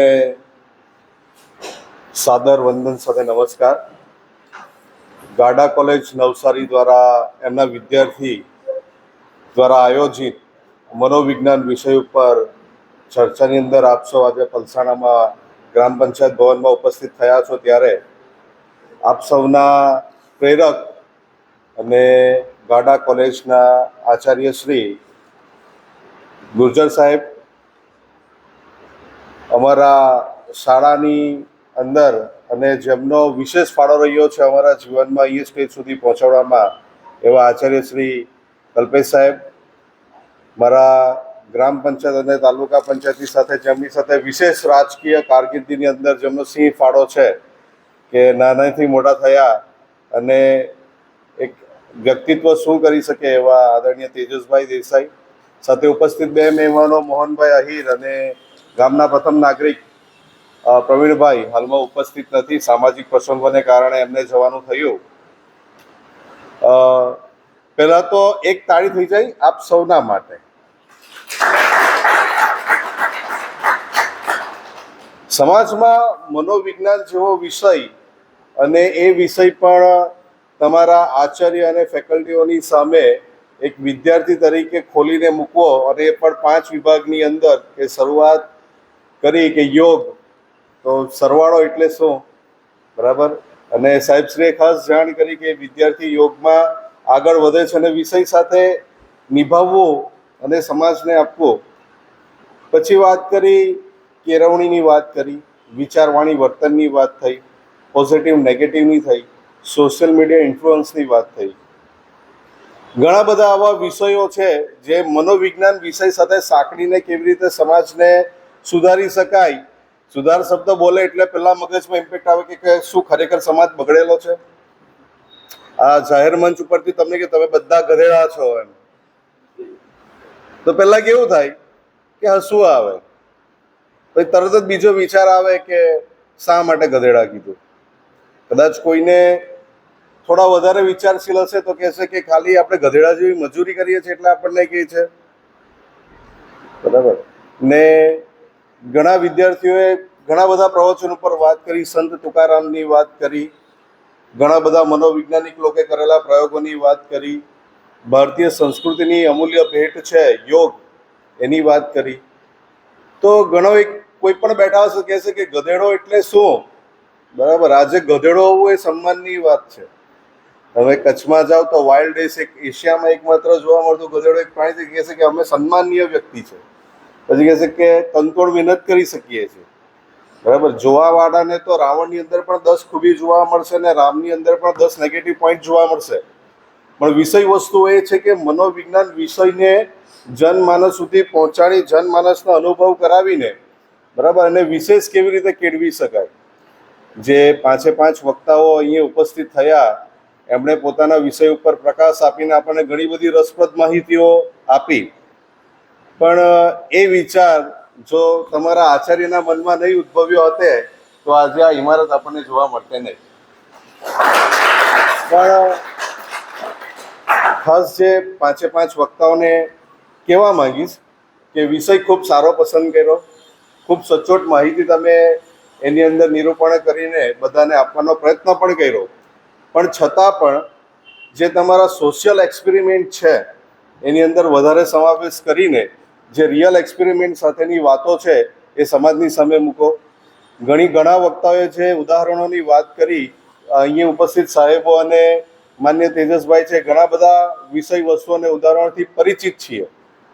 આપને આપવામાં આવેલી જવાબદારીની અનુરૂપે આજે પલસાણા ગ્રામ પંચાયતનો હોલ આટલો બધો ભરાયો છે, પણ ફક્ત મિત્રો જ નહીં, જે મનોવિજ્ઞાન પરિભાષા છે, મનોવિજ્ઞાન છે, સમાજમાં વાપરતા વધારે શીખો એ વધારે સારું.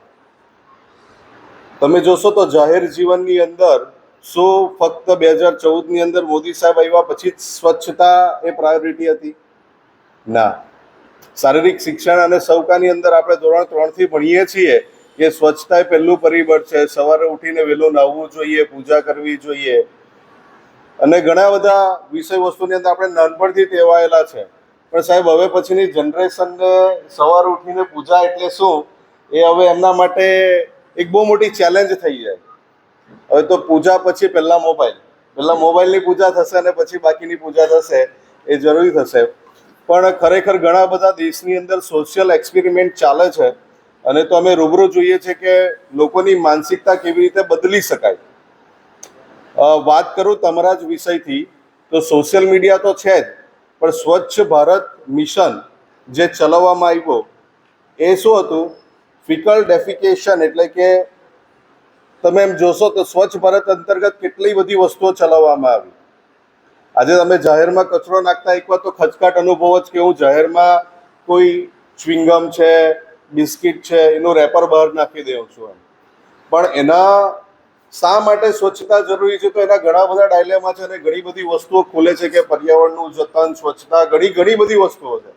પણ વસ્તુ છે કે તમારા માટે જે વિષય છે મનોવિજ્ઞાન, કે કઈ રીતે છાપ છોડે છે, તો માનનીય વડાપ્રધાન સાહેબજીએ શું કર્યું કે પોતે ઝાડુ ઉપાડ્યું.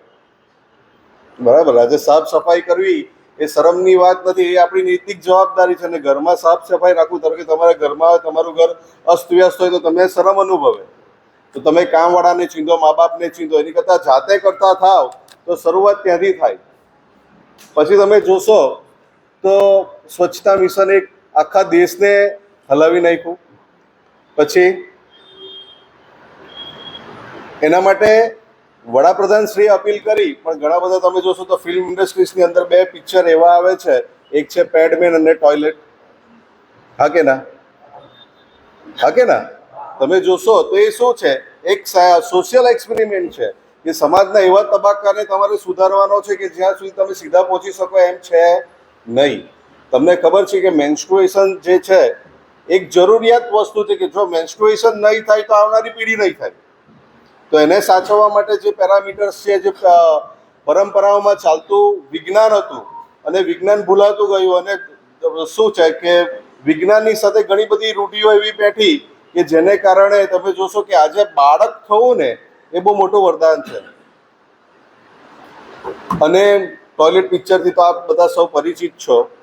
તો આપ સૌ બધા સોશિયલ એક્સપેરિમેન્ટના ભાગરૂપે સમાજમાં નવી ક્રાંતિ લાવીને એક ધર્મ, સમાજ અને સંસ્કૃતિ વચ્ચે જે પાતળી ભેદરેખા, એટલે કે મનોવિજ્ઞાન અને મનનું વિજ્ઞાન, અથવા તો મગજનું વિજ્ઞાન, અથવા તો માનવનું વિજ્ઞાન, એ વિષય લઈને આપ સૌ 5 વિદ્યાર્થીઓ અહીં ઉપસ્થિત રહ્યા. એમના પ્રેરક બળ તરીકે માનનીય ગુર્જર સાહેબ અહીંયા ઉપસ્થિત થયા, કેમ કે એમનું પીઠબળ વધે. આજે કોઈ આચાર્યોને ટાઈમ નથી મળતો, અને ખાસ કરીને કોલેજના આચાર્યોને એટલો બધો ટાઈમ નથી કે એમના વિદ્યાર્થીઓને પ્રેરક બળ આપીને કે તમે આગળ વધો, હું તમારી પાછળ છું, અને સાથે રહીને તમને અહીં સુધી એક સ્ટેજ આપી શકે. તો આપણે ફરીવાર એકવાર ગુર્જર સરનો ખૂબ ખૂબ આભાર માનીએ કે આવા સોશિયલ એક્સપેરિમેન્ટ ખાસ ચાલુ રાખે. અને સાહેબને ખબર છે આ સોશિયલ એક્સપેરિમેન્ટ છે કે 5 વક્તા જો ઊભા થશે તો એ વ્યક્તિત્વ તો રજૂ કરશે જ, પણ સાથે સાથે સમાજમાં પોતાનું યોગદાન અને પોતે પણ એ રીતે તૈયાર થશે. જે રીતે અહીંયા હોલમાં એન્ટર થયા ત્યારે ઓબ્ઝર્વેશન કરવું અમે શીખ્યા છે. ગોહિલ સાહેબની વાત કરી, સાહેબ પાસેથી પણ શીખ્યા છે. આવ્યા ત્યારે 2 વિદ્યાર્થીની બહેનો હતા, પણ આટલા બધા હોલની અંદર આપણે બધા પુરુષ જનસંખ્યાની અંદર સૌથી વધારે છે, છતાં પણ એક બેન 2 ધડક આવીને પોતાનું વ્યક્તિત્વ રજૂ કરે છે, સફળ સંચાલન કરે છે. આ સોશિયલ એક્સપેરિમેન્ટ જ છે વન કાઇન્ડ ઓફ,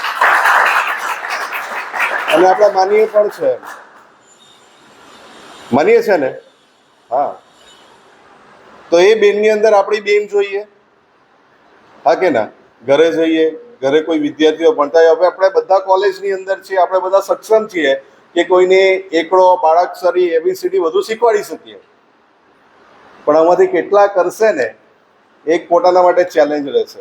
આજે તમે અહીંયાથી ઘરે જાઓ તો એટલીસ્ટ અમારી તો નૈતિક જવાબદારી છે, અને તેજસભાઈ તો એનાથી બહુ ઘેરાયેલા છે કે અહીંયાથી પંચાયતમાંથી બહાર નીકળે મારું આ કામ છે, મારું આ કામ છે, મારું આ કામ છે, એથી જતાં 100 જણાને જવાબ આપવાના, એમાંથી પણ પાછો 1 જણાને જવાબ કદાચ થોડો એમને સેટિસ્ફાઈડ ઓછું થાય, એટલે કે સંતોષકારક નહીં મળે તો સીધો છે. જોયું ને, પંચાયતમાં બેસી ગયા એટલે પછી પોતાની મનમાં.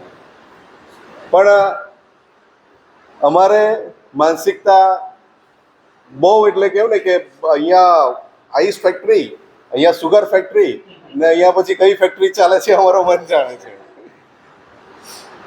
એટલે સહજ વિષયોની સાથે મનોવિજ્ઞાન સામાન્ય જનતાને સમજાવવો, એના માટે પરિપક્વ થવું, એ માટેના પ્રયાસની અંદર આજે પલસાણા ગામની અંદર વિદ્યાર્થીઓ ઉપસ્થિત થયા.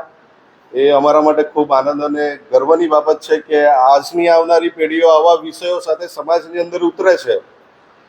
સાથે આપ સાહેબશ્રીને નમ્ર વિનંતી કે સાહેબ સોશિયલ એક્સપેરિમેન્ટ ખાસ કરાવો. મતદાર જાગૃતિ છે, ઘણા બધા કુરિવાજો છે, એની અંતર્ગત છે ઘણા બધા વિદ્યાર્થીઓ વાત કરી એને સોશિયલ એક્સપેરિમેન્ટ કોઈ એવો કરો કે જેને કારણે તમે આ વિષયને જીવંત જોઈ શકો અને આવા જ પ્રોગ્રામો અને આવા જ કાર્યક્રમો તમે સમાજને ભેટ આપતા રહો એવી શુભેચ્છા વિરમું છું. આપ સૌએ મને આમંત્રિત કર્યો અને સાહેબે કીધું 2 મિનિટ બોલશો, પણ પેલો સાહેબે વાત કરીને કે અંદરથી પેલો શિક્ષક અને એક વક્તા જીવતો થઈ જાય, એમ કે મને માઇક આપો તો પછી હું ચાલુ થઈ જાઉં, એમ એવું કામ છે. તો આપ સૌએ મને સાંભળ્યો અને ઘણીવાર વિષય એવો હોય અને વિષય વસ્તુ એવી હોય કે ઘણીવાર લોકોને નહીં સ્પર્શે. જ્યાં 5 વક્તાઓને છે ખાસ કહેવા માંગુ છું કે વિષય સાથે વિષય વસ્તુ લોકોને નહીં સ્પર્શે તો એ આપણા માટે છે ડબલ હેપીનેસનો ટાઈમ. જ્યારે તમે વક્તવ્ય રજૂ કરતા હો ને કોઈનું બગાસું ખૂણેથી દેખાય અને કોઈ મોબાઈલ મચેડતું હોય તો તમે ડિમોટિવેટ થઈ જાઓ. તો મગજને સ્ટ્રાઇક થવી જોઈએ. સાહેબે ડિલીટની વાત કરી. હું તમને એક બીજું એક બ્રહ્માસ્ત્ર આપું છું કે જ્યારે પણ કશે પણ આવું થાય કે તમારું મનનું ના થાય, ડિમોટિવેટ થાવ અથવા તો તમે એમ કરો કે મારે આજે બોલવું હતું ને નહીં બોલાયું સરખું, તો એક મગજમાં ક્લિક કરવી કે ટાઈમ ફોર ડબલ હેપીનેસ. શું કરશો? Time for double happiness. આ મારા માટે બમણી ખુશી છે, કેમ કે પહેલી વાર પ્રોગ્રામનું આયોજન થયું, સ્ટેજ પર ગયા, ખાલી સંબોધન થયું, એ પણ મારા માટે શું છે? અમૂલ્ય વસ્તુ છે. ટાઈમ ફોર ડબલ હેપીનેસ કે ચાલો એક અનુભવ આપણી પાસે છે, હવે બીજી વાર ધારદાર રજૂઆત, બીજી વાર એકદમ વિષય વસ્તુ પર પકડ, અને એ અનુભવ સાથે તમે કેળવતા જશો. અને જે મનોવિજ્ઞાન છે એ એક્સપેરિમેન્ટનો વિષય છે. સાહેબે ઘણા બધા પલસાણા શ્રી ડીવી હાઈસ્કૂલમાં એક્સપેરિમેન્ટ કર્યા છે અને અમે રાજ્ય અને નેશનલ લેવલ સુધી સિદ્ધિ પહોંચાડી શક્યા છે.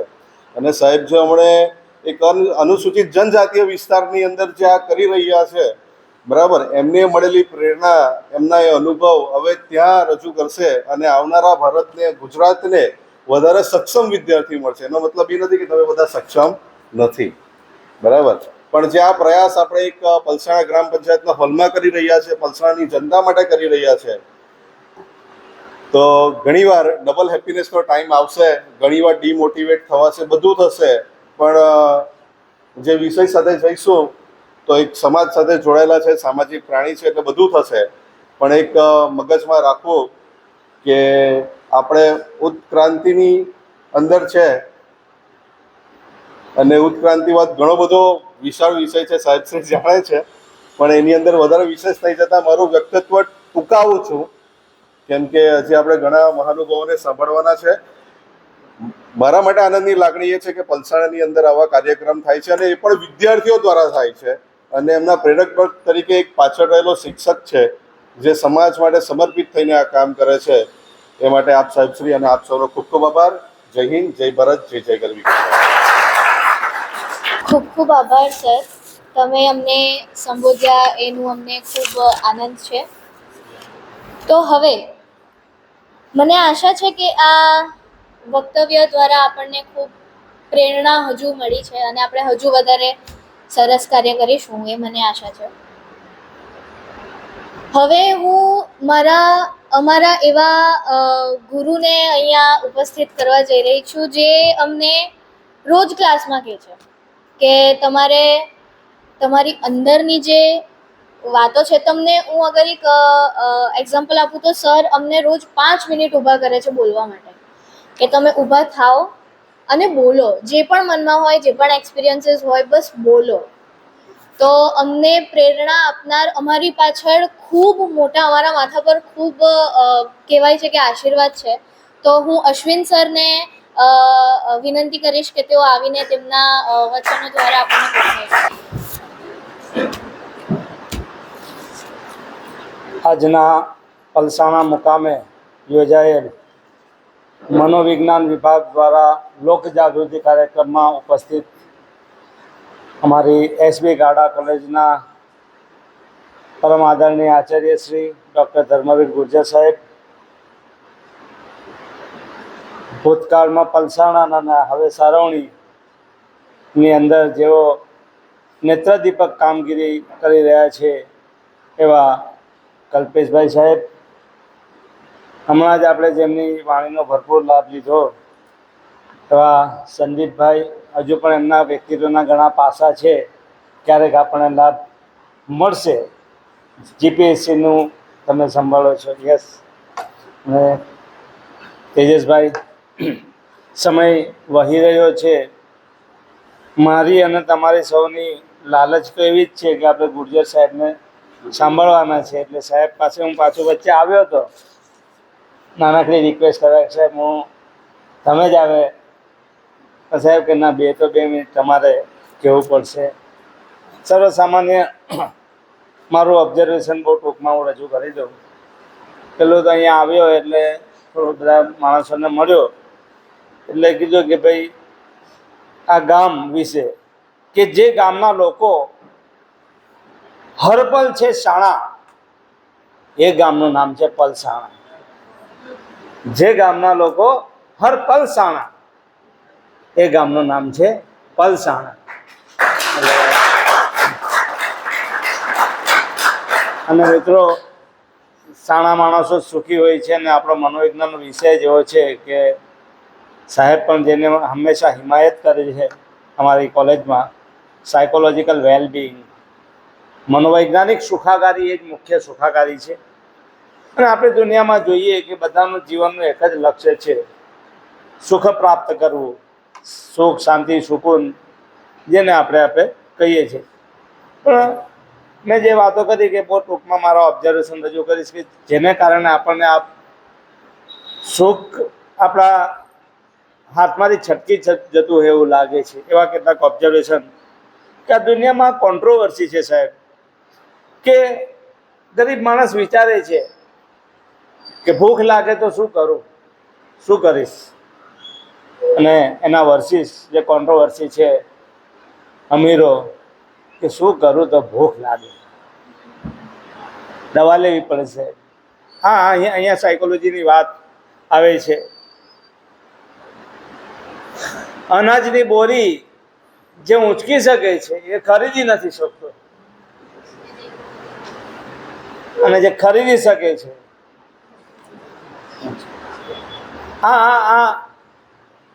જે આપણે વિચારવાના પ્રશ્નો જ રજૂ કરું છું. મારે બધી લાંબી વાત કરવી હતી પણ સમય ઘણો જાય છે. બીજું જેના માટે સાહેબ અમને હંમેશા પ્રેરણા આપે છે અમારી એસબી ગાડા કોલેજમાં, કદાચ સાહેબે જે વાત કરી ગુજરાતની કોઈ કોલેજમાં એક્ટિવિટી નહીં થતી હોય એટલી એક્ટિવિટી સાહેબ અમારી કોલેજમાં થાય છે. એના માટે સાહેબને આપણે જોરદાર તાળીઓથી વધાવીએ. આપ સાહેબને પણ લાગુ પડે, સાહેબને પણ લાગુ પડે કે પ્રિન્સિપાલ સાહેબ મોટે ભાગે ક્લાસમાં ઓછું જવા કરતા હોય. અમારા સાહેબ સવારના 7:30 થી 10:30, બેશકપણે જો મળવાનો સમય માગો તો 10:30 પછી જ આપશે સાહેબ, કારણ કે 10:30 પહેલાં હું મારા વર્ગમાં. અને હંમેશા ગુજરાતમાં કોઈ કોલેજમાં જો સૌથી વધારે લેક્ચર લેતા કોઈ પ્રિન્સિપાલ સાહેબ હશે તો અમારી એસપી ગાડા કોલેજમાં. બાકી સામાન્ય રીતે ઓછું હોય સાહેબ, એ તો સ્વાભાવિક.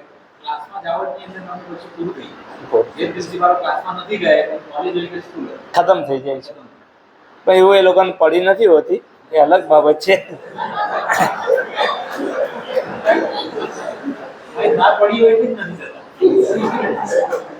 બીજું એક જોવા મળ્યું, મને મારી નાની નાની ઓબ્ઝર્વેશનની વાત જ કરીશ કે શું કરીએ, થાય એટલું કરીએ. એના વિરુદ્ધમાં આપણે એ પણ વિચારવાનું કે કરીએ એટલું થાય. થાય એટલું કરીએ એ નેગેટિવ છે, કરીએ એટલું થાય પછી તમે એ રીતના પણ એને લઈ શકો છો. આ માણસને સુખ તરફ આગળ વધારવાની જે પોઝિટિવની વાત કરી હતી સાહેબ કલ્પેશ સર, વ્યવહારની વાત બહુ સરસ કરી, ત્યારે મારા મગજમાં ક્લિક થયું કે શહેરમાં જો માણસો બે, અમે તો આવ્યા હું ગુર્જર સાહેબ ત્યારે મારા વિદ્યાર્થી સિવાય કોઈ નહોતું, તો શહેરમાં માણસો ભેગા કરવા હોય તો રવિવાર જોઈએ, આજે રવિવાર છે. ગામડામાં માણસ ભેગા કરવા હોય તો જમણવાર જોઈએ, જમણવાર વગર ના થાય. તીર્થસ્થાનો પર માણસોને ભેગા કરવા હોય તો તહેવાર જોઈએ, ને મરણમાં માણસ ભેગા કરવા હોય તો સારો વ્યવહાર જોઈએ છે. સારો વ્યવહાર એટલો અગત્યનો છે. બીજું ઘણા લોકો બોલે છે, એમ ઘણા મજાકમાં બોલતા હોય, મજાકમાં નહીં બોલવું જોઈએ પણ છતાં બોલે છે કે જીવતા રહીશું તો મળીશું. એના વિરુદ્ધમાં અમારે એ આપવું છે કે મળતા રહીશું ને તો સારી રીતના જીવીશું. મળતા રહીશું તો સારી રીતના જીવીશું. સાહેબે વાત કરી હતી આજે લોભ લાલચ ને બધું એટલું બધું વધી ગયેલું છે. આ સેલની ને બધી વાત કરી ત્યારે મને ઘણી વખત વિચાર આવે कि चूहा जो होता है, चूहा कभी ये प्रश्न नहीं पूछता कि मुझे मुफ्त में रोटी क्यों दी जा रही है. अगर ये पूछता तो चूहा पिंजरे में ना होता. अगर जो એને કે આટલી સજાવેલી ધજાવેલી ઘી વાળી સરસ રોટલી આવી, આપણે તો ટુકડા ટુકડા ખાતા હતા, તો કોઈ જો છે ને વિચાર આવવો જોઈએ. એક્સપ્રેશન ટુકડા ટુકડા આપણે ખાતા હતા, વિચાર આવવો જોઈએ કે આટલી મસ્ત સજાવેલી ઘી વાળી, ચાલો કંઈક તો છે. આ વસ્તુને પણ આપણે ધ્યાનમાં રાખવો જોઈએ. છેલ્લે બહુ મારી વાતને ટૂંકાવીશ. મારે બી લાલચ છે ગુર્જર સાહેબને સાંભળવાની, આપ સૌને પણ છે. પણ મિત્રો, મનોવૈજ્ઞાનિક સુખાકારી માટે ઘણી બધી વસ્તુ આપણે જે નજીક છે એને આપણે નિગ્લેક્ટ કરીએ છીએ. સરસ મજાનો સવારનો સૂર્યનો તડકો આપણને મળતો હોય તો આપણે નસીબદાર છે મિત્રો. સરસ મજાના દોસ્તો, કહેવાય છે ને કે સમય રહીએ દોસ્તો પાસે તમારું હૃદય ખોલી દેજો, નહીં તો પછી ડૉક્ટર પાસે જઈને હૃદય ખોલાવવાનો વારો તમને આવશે. તો સારા મજાના દોસ્તો હોય એ પણ આપણા માટે મનોવૈજ્ઞાનિક સુખાકારી માટે બહુ જ ઇમ્પોર્ટન્ટ છે. આપણા ઘરમાં સુખ ચેનથી આપણા માતા પિતા રહેતા હોય એ પણ આપણા માટે બહુ જ ઇમ્પોર્ટન્ટ છે. આપણે એને 5 મિનિટ સમય આપતા હોય એ પણ ઇમ્પોર્ટન્ટ છે. અને લાસ્ટમાં હું કહીશ કે don't try to chase butterfly. Don't try to chase butterfly. આપણે બધા જાણીએ છીએ કે ભાઈ પતંગિયાને પકડવાની કોશિશ કરો તો શું થાય? પતંગી ઉડી જાય, બરાબર. But try to create a garden, then butterfly will come themselves. તમારા જીવનમાં સરસ મજાનું ગાર્ડન ઉગાડશો ને તો પતંગિયાને બોલાવવા નહીં પડે. પતંગિયા આપોઆપ આવશે, રંગબેરંગી આવશે, ખુશી ખુશી આવશે. તમારો સૌનું જીવન પણ આવું સરસ મજાના લીલા ગાર્ડન જેવું થાય. ખૂબ સુખના પતંગિયાઓ તમારા જીવનમાં આવે એવી નમ્રતાપૂર્વક ભગવાનને અરજ કરીને મારી વાતને અહીંયા વિરામ આપું છું. ધન્યવાદ. અમારું આત્મવિશ્વાસ અમને રોજથી કહેવામાં આવ્યું છે કે ભાઈ સરે કીધું એટલે કરો. આ વસ્તુ જે છે તે અમારામાં આવી છે. હવે હું અમારા આદરણીય ગુર્જર સરને રિક્વેસ્ટ કરું છું કે સર તમારા આશીર્વચનો વ્યક્ત કરીએ.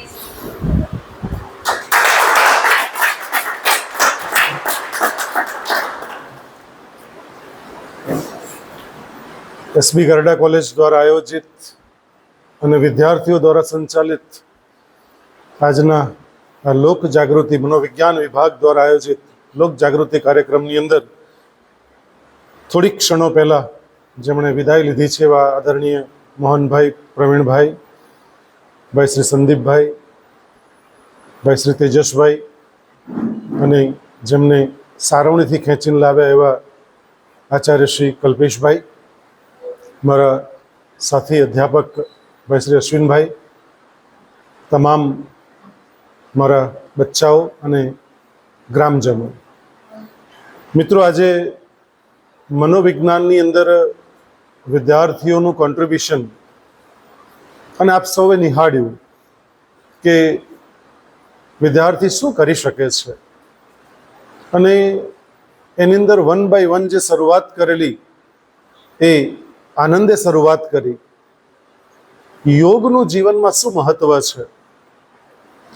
આપણે એ મેન્ટાલિટી એ પ્રકારની છે કે યોગ એ વૃદ્ધ લોકો જ કરે, યુવાન લોકોનું કામ નથી. એટલે મને આનંદ અને ગર્વ છે કે આનંદ અમારી કોલેજનો પહેલો વિદ્યાર્થી છે કે જે યોગ ટ્રેનર છે અને એ યોગ ક્લાસ કરાવે છે અને ગવર્મેન્ટ એને પૈસા આપે છે. એકવાર જોરદાર તાળીને મળી ગઈ. એ યોગ ટ્રેનર બન્યો છે.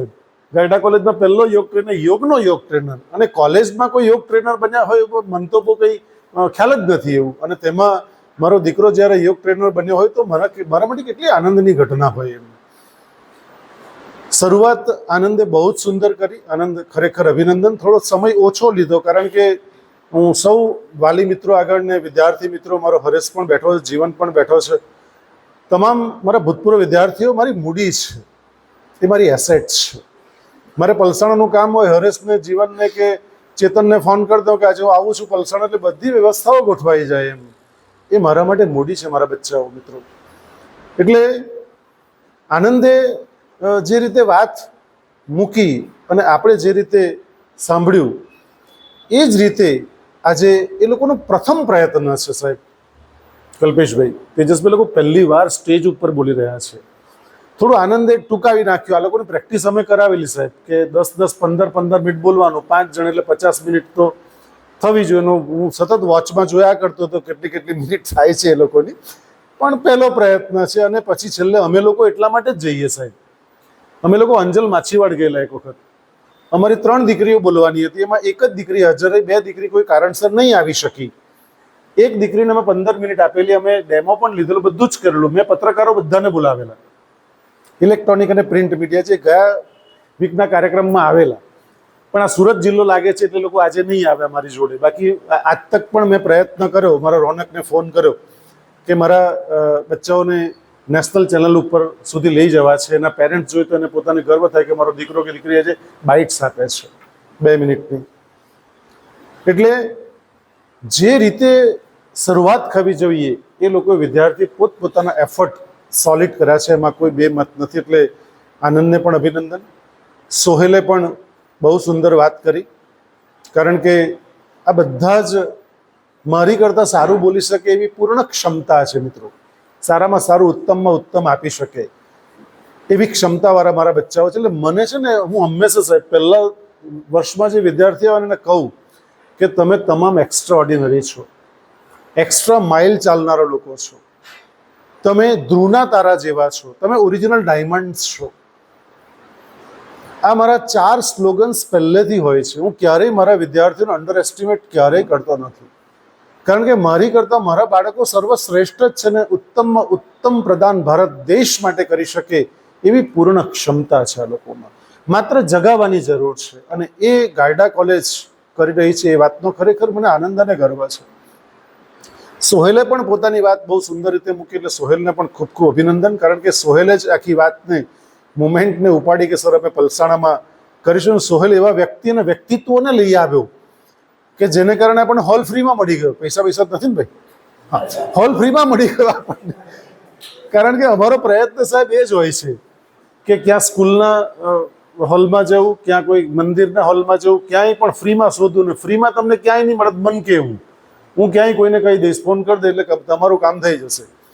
પણ આ બાળકો જે પ્રયત્ન કરે, મને સરે બહુ સરસ કીધું કે સર તમે કામ કરતા હોય તો આ બધાને લઈને આવ્યા. આ બહુ મુશ્કેલથી આવેલા શ્રોતાજનો છો આપ, કારણ કે આપણે આ લોકો કેટલી બધી મહેનત કરીએ છીએ કે તમે આવજો આવજો, અમે બોલવાના છે.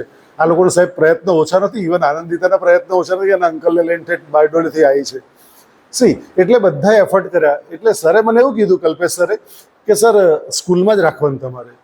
મગુ સર મારે નવસારીમાં જોયું એટલી સ્કૂલો બધી સ્કૂલ કોલેજમાં રાખી શકું, પૂર્ણ ક્ષમતા છે. પણ એટલા માટે નહીં રાખવું કે આ લોકો સાહેબ મેં કહેલું તેજસભાઈ કે જો મરેલો માણસ જો 5ને ભેગા કરી શકે, તમે જીવતા છો 10-10 ને લઈને આવો ને યાર, તમારું 10 લોકો નહીં માને યાર. જો મરેલો માણસ જો 4 ખાંડિયાને ખાંડીવાળાને જો પકડીને લઈ શકતો, મરેલો માણસ હોતી લે બોલો, તો તમે તો જીવતા છો યાર. 10-10, 20-20, 25-25 માણસોને લઈને આવો ને. પલસાણાના આ તાલુકા, આ પંચાયતના હોલની અંદર 50-500 માણસ ભેગા થવા જોઈએ, બેસવાની જગ્યા નહીં હોવી જોઈએ. પણ બાળકોનું જેટલું વાગ્યું એટલું તો કરી શક્યા છે. એ વાતનો મને આનંદ છે, કારણ કે એ લોકોએ બહુ મહેનત કરી છે. કારણ કે સાહેબ આ જ પરિશ્રમ મારે લોકો પાસે કરાવવો છે કે માણસોને કેવી રીતે લાવવા, આ પોલિટિકલ પાર્ટી સાથે જોડાયેલા લોકો કેવી રીતે લઈ જાય. એ લોકોને પૂછજો તમે નિરાંતે એકલા કે માણસોને કેવી રીતે લવાય છે. બહુ અઘરું કામ છે. હા, પેટ્રોલના પૈસા દેવા પડે, ટેમ્પોય કરવો પડે, ગાડી કરવી પડે. હા, અને ટાર્ગેટ આપેલા હોય, તમને ખબર ના હોય. આ લોકો તમે નિસ્વાર્થ ભાવે આપ્યા છો, તમને કોઈ 200 રૂપિયા નથી મળવાના, રાઈટ. એટલે બહુ જ કામ અઘરું સાહેબ આ લોકોને સોંપવું કે તમે 10, એ લોકોને એમ ઉર્જા આપું કે મરેલો માણસ જો 5 ને પકડે, તમે 10, 15 ને લઈને આવો માણસોને. તમારું 15 માણસ વાત નહીં માને કે આજે મારો પોયરો બોલવાનો છે, આખો પરિવાર તમારો કેમ હાજર નથી? હું તો આ પલસાણાવાળાનો લોકલ પલસાણા કહું છું. કેમ તમારા પપ્પા મમ્મી આખો પરિવાર હાજર નથી આજે? તમારા સગાવાલા કેમ હાજર નથી? તમે જ્યારે બોલવાના છો તમારો પરિવાર આખો હાજર હોવો જોઈતો હતો. પણ સાહેબ અઘરું કામ છે સાહેબ. ઘરના લોકો જ કહે તું શું બોલવાનું, તને શું આવડે બોલતો? સાહેબ ઘરના લોકો મારા બચ્ચાને અંડર એસ્ટિમેટ કરે છે. હું જરાય અંડર એસ્ટિમેટ નથી કરતો. સોહેલ ઉત્તમ જ બોલ્યો, સવાલ જ નથી એની માટે. મિત્રો બાળકોની કેપેસિટી મને ખબર છે, એટલે એ લોકોના ફિલ્ડમાં જાણી જોઈને લઈને જાઓ કે તમે તમારા હોમ ગ્રાઉન્ડ પર જાઓ ને રમો, ત્યાં આગળ ખબર પડે કેવી રીતે રમાય છે. રાઈટ. પણ આજે જે છાપ પડી છે સાહેબ, એક કમિટમેન્ટ મેં આપેલું સંદીપભાઈ કે તમે પરીક્ષામાં ફર્સ્ટ ક્લાસ લાવશો, યુનિવર્સિટી ફર્સ્ટ લાવશો, અને બચ્ચાઓ મારા કેપેબલ છે સાહેબ. યુનિવર્સિટી ફર્સ્ટવાળા બચ્ચાઓ બી હાજર છે ને લોકો લાવશે જ. પણ મેં કીધું કે યુનિવર્સિટી ફર્સ્ટ આવશે ને તે તમે ભૂલી જશો, પણ પલસાણના તાલુકા પંચાયત હોલમાં કરેલો કાર્યક્રમ જિંદગીભર તમે નહીં ભૂલી શકશો કે આ જગ્યાએ હું બોલેલો હતો મિત્રો. આ કાર્યક્રમની ફળશ્રુતિ છે મિત્રો, કે તમે જિંદગીભર નહીં ભૂલી શકો કે આ કાર્યક્રમમાં જઈને હું બોલેલો. બાકીની મુમેન્ટ તમે ભૂલી જશો, પણ આ તમે ભલે 2 મિનિટ બોલ્યા, 10 મિનિટ બોલ્યા, 15 મિનિટ બોલ્યા, જે કંઈ બોલ્યા, જેવું કંઈ બોલાયું છે એ ઉત્તમ છે. ડબલ હેપીનેસની વાત, જે બ્રહ્મસ્ત્રની વાત કરી સંદીપભાઈ, તેની વાત કરું છું. વિવેકે સરસ વાત કરી. વિવેકની અદા તમે જોઈ હશે, બંને હાથ એના કામ કરતા હતા સી. એટલે દરેકની અંદર કંઈક ને કંઈક પડેલું છે એટલે વિવેકે પણ બહુ જ આજે એકચ્યુઅલી અમારે બોલવાનું ના હોય, અમારે બાળકોને અપ્રિશિએટ કરવાનું હોય, કારણ કે અમારું કોઈ પ્રવચન આ લોકોએ જે રીતે રજૂઆત તમને કરી હશે એ રીતે મારે કંઈ બહુ એમાં આજે પ્રવચન આપવાનું ના હોય, પણ મારા બાળકોએ કેટલું સુંદર કામ કર્યું તમે જોઈ શકો છો. દીપેશનો જે ટોન હતો, જે ખુમારીભર્યો ટોન હતો, એ સતત એમ કહેતો હતો કે માતા પિતાએ બાળકની ભૂમિકા, પ્રેશર અને પ્લેઝરનું શું. અવાજ થોડો ધીમો હતો પણ એનો ટોન બહુ મજબૂત હતો મિત્રો. આ ખુમારી સાથે જ્યારે બાળકો કોલેજમાં ભણતા હોય તો તમે વિચારજો ને ભવિષ્ય કેટલું ઉજળું છે મિત્રો. અને આટલા આત્મવિશ્વાસથી બોલી શકતા એ જ બતાવે છે કે બાળકોનું ભવિષ્ય કેટલું ઉજળું છે. અને આનંદિતાએ તો 4 ચાંદ લગાવી દીધા. એમ આનંદિતા માટે પણ જોરદાર તાળી થઈ ગઈ સાહેબ. આનંદિતા મારી કોલેજનું ઘરેણું છે એમ કહું તો ખોટું નથી. એ જે પ્રાર્થના ગાય છે ને, આજે ખબર ને કાર્યક્રમમાં કેમ આમ તેમ કરી નાખ્યું, કારણ કે એ લોકો પહેલી વાર ને એટલે બધા વધારે પડતા ઉત્સાહિત થઈ ગયેલા, એટલે લોકો બધું થોડો સ્કીપ કરી દીધું કાર્યક્રમ. એટલી સુંદર પ્રાર્થના ગાય સાહેબ. આખી યુનિવર્સિટીમાં હળવું કંઠીમાં આખી યુનિવર્સિટીના 222 કોલેજમાં પ્રથમ નંબર આવ્યો છે.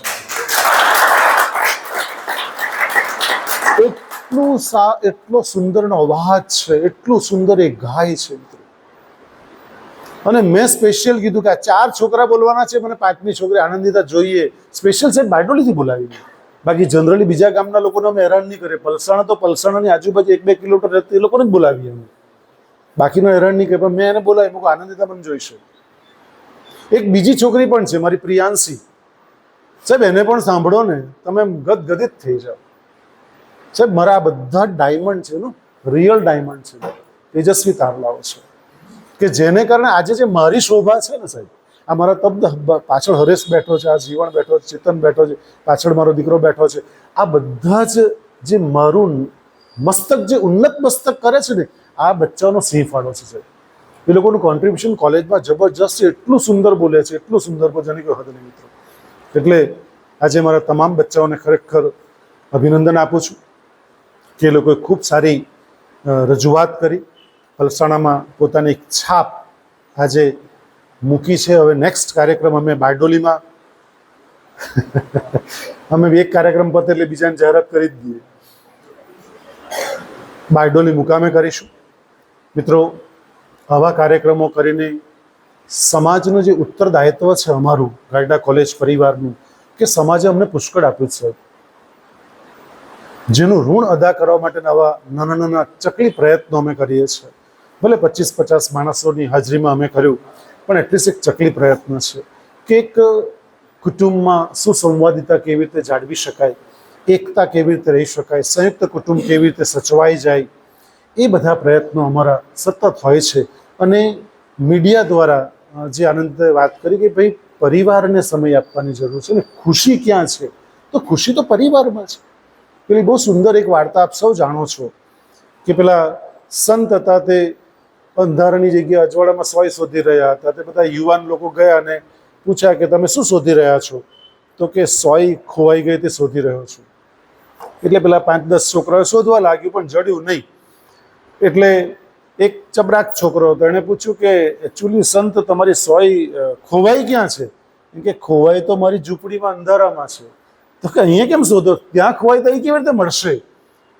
કે તમારી વાત સાચી, ખોવાઈ છે ત્યાં, પણ ત્યાં અંધારું છે ને, હવે અહીં અજવાળ તો અહીંયા શોધું છું. અરે તમે તો કેવી વાત કરો છો! એમ કે અંધારામાં ખોવાય તો ત્યાં, જ્યાં ખોવાય ત્યાં જ મળશે ને, અહીં કેવી રીતે મળી શકે? એટલે મિત્રો સમજાવતા એવું કહે છે કે તમારા જીવનની તમામ ખુશીઓ પરિવારમાં છે. તમે શોધી કોક બીજી જગ્યાએ રહ્યા છો, એ ખુશી તમને ક્યાંય નહીં મીડિયામાં મળશે મિત્રો, ક્યાંય બહાર મળશે નહીં. એટલે હું કહું છું ગાયડા કોલેજ એ શિક્ષણ માત્ર નહીં, એ સંસ્કારનું સિંચન કરવાનું કામ કરે છે.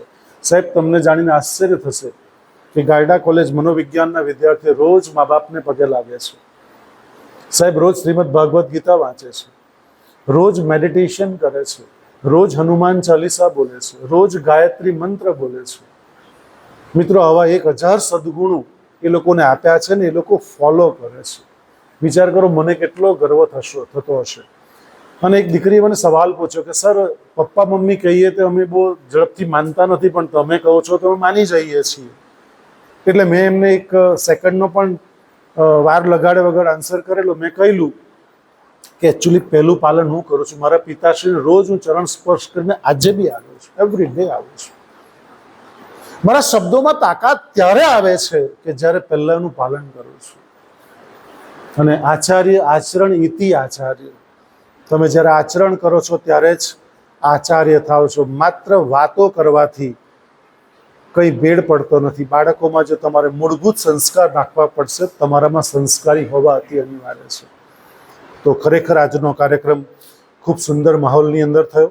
મારા બાળકોએ બહુ મહેનત કરી છે, ચકલી પ્રયત્ન છે. ફરી એકવાર પાછા પલસાણા ક્યારેક તમે બોલાવશો તો અમે વધારે સજ્જ થઈને આવીશું. અને જ્યાં ક્યાંક ક્ષતિ રહી છે, મારા દીકરા દીકરીઓની કંઈક ત્રુટિ રહી હોય તો ક્ષમાને પાત્ર છે, એને માટે હું ક્ષમા માગું છું. કારણ કે મારા બાળકો છે, નાના બાળકો છે, ભૂલ કરશે અને ભૂલ કરશે તો જ શીખશે, એવું બહુ પૂર્ણપણે આત્મવિશ્વાસથી માનું છું. અને ક્યાંક ક્યાંક ક્ષતિ થઈ તો ક્ષમા કરજો, પરંતુ ફરી એક આત્મવિશ્વાસ સાથે ફરી પાછા જો તમે બોલાવશો તો પલસાણામાં અમે ચોક્કસ આવીશું. કારણ કે એ લોકોએ કીધું કે ગુર્જર સર આવે છે એટલે આમ બધા લોકોને લઈને આવીશું. પણ તમે આવ્યા છો તે બદલ ખરેખર ગાયડા કોલેજ પરિવાર વતી આપ સૌનું અંતઃકરણપૂર્વક ઋણ અદા કરું છું અને મારી ચર્ચાને માત્ર અલ્પ વિરામ આપું છું. ફરી પાછા મળીશું. ધન્યવાદ. જય હિન્દ, જય ભારત, જય જય ગુજરાત.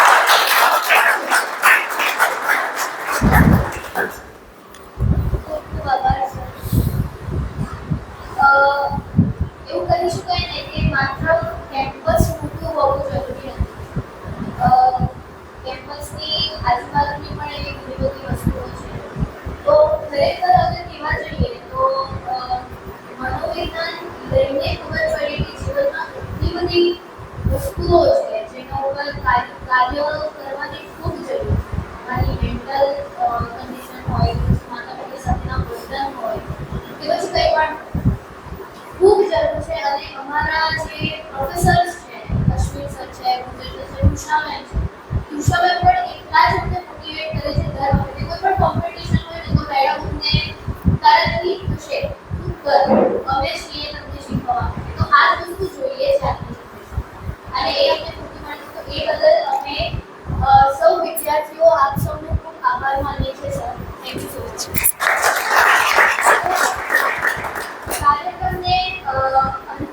કાર્યક્રમનો અંત કરતા હું એસપી ગાયડા કોલેજમાં ઇન્ચાર્જ આચાર્ય શ્રી ધર્મવીર ગુર્જર સર, માનનીય આચાર્ય શ્રી કલ્પેશ આહિર સર, પલસાણાના સરપંચ શ્રી પ્રવીણભાઈ આહિર, મોહનભાઈ આહિર, શ્રી પરેશભાઈ મેસુરિયા, શ્રી તેજસભાઈ દેસાઈ, શ્રી સંદીપભાઈ રાઠોડ અને આ તમામ શ્રોતાગણો, અમારા અશ્વિન સર, તમામ શ્રોતાગણોનો ખૂબ આભાર માનું છું. અમારા તમામ વક્તાઓનો ખૂબ આભાર માનું છું. તમામ ટીમ મેમ્બરોને ખૂબ આભાર કે તેઓએ એક ટીમ વર્ક કરીને આજે પહેલું પગથિયું ચડ્યું છે. તો આપણે આ વખતે આગળ વધીને ચડીને પહોંચીશું. આપ તમામનો હું આભાર માનું છું કે તમે અહીંયા ઠીકથી સમય કાઢીને આવ્યા છો, સાંભળ્યા છે. થઈ હોય તો હૃદયથી માફી માંગી રહી છું અને અમે મેક શ્યોર કરીએ છીએ કે આગળ પણ અમે આ રીતે કાર્ય કરતા રહીશું અને સમાજમાં અમારો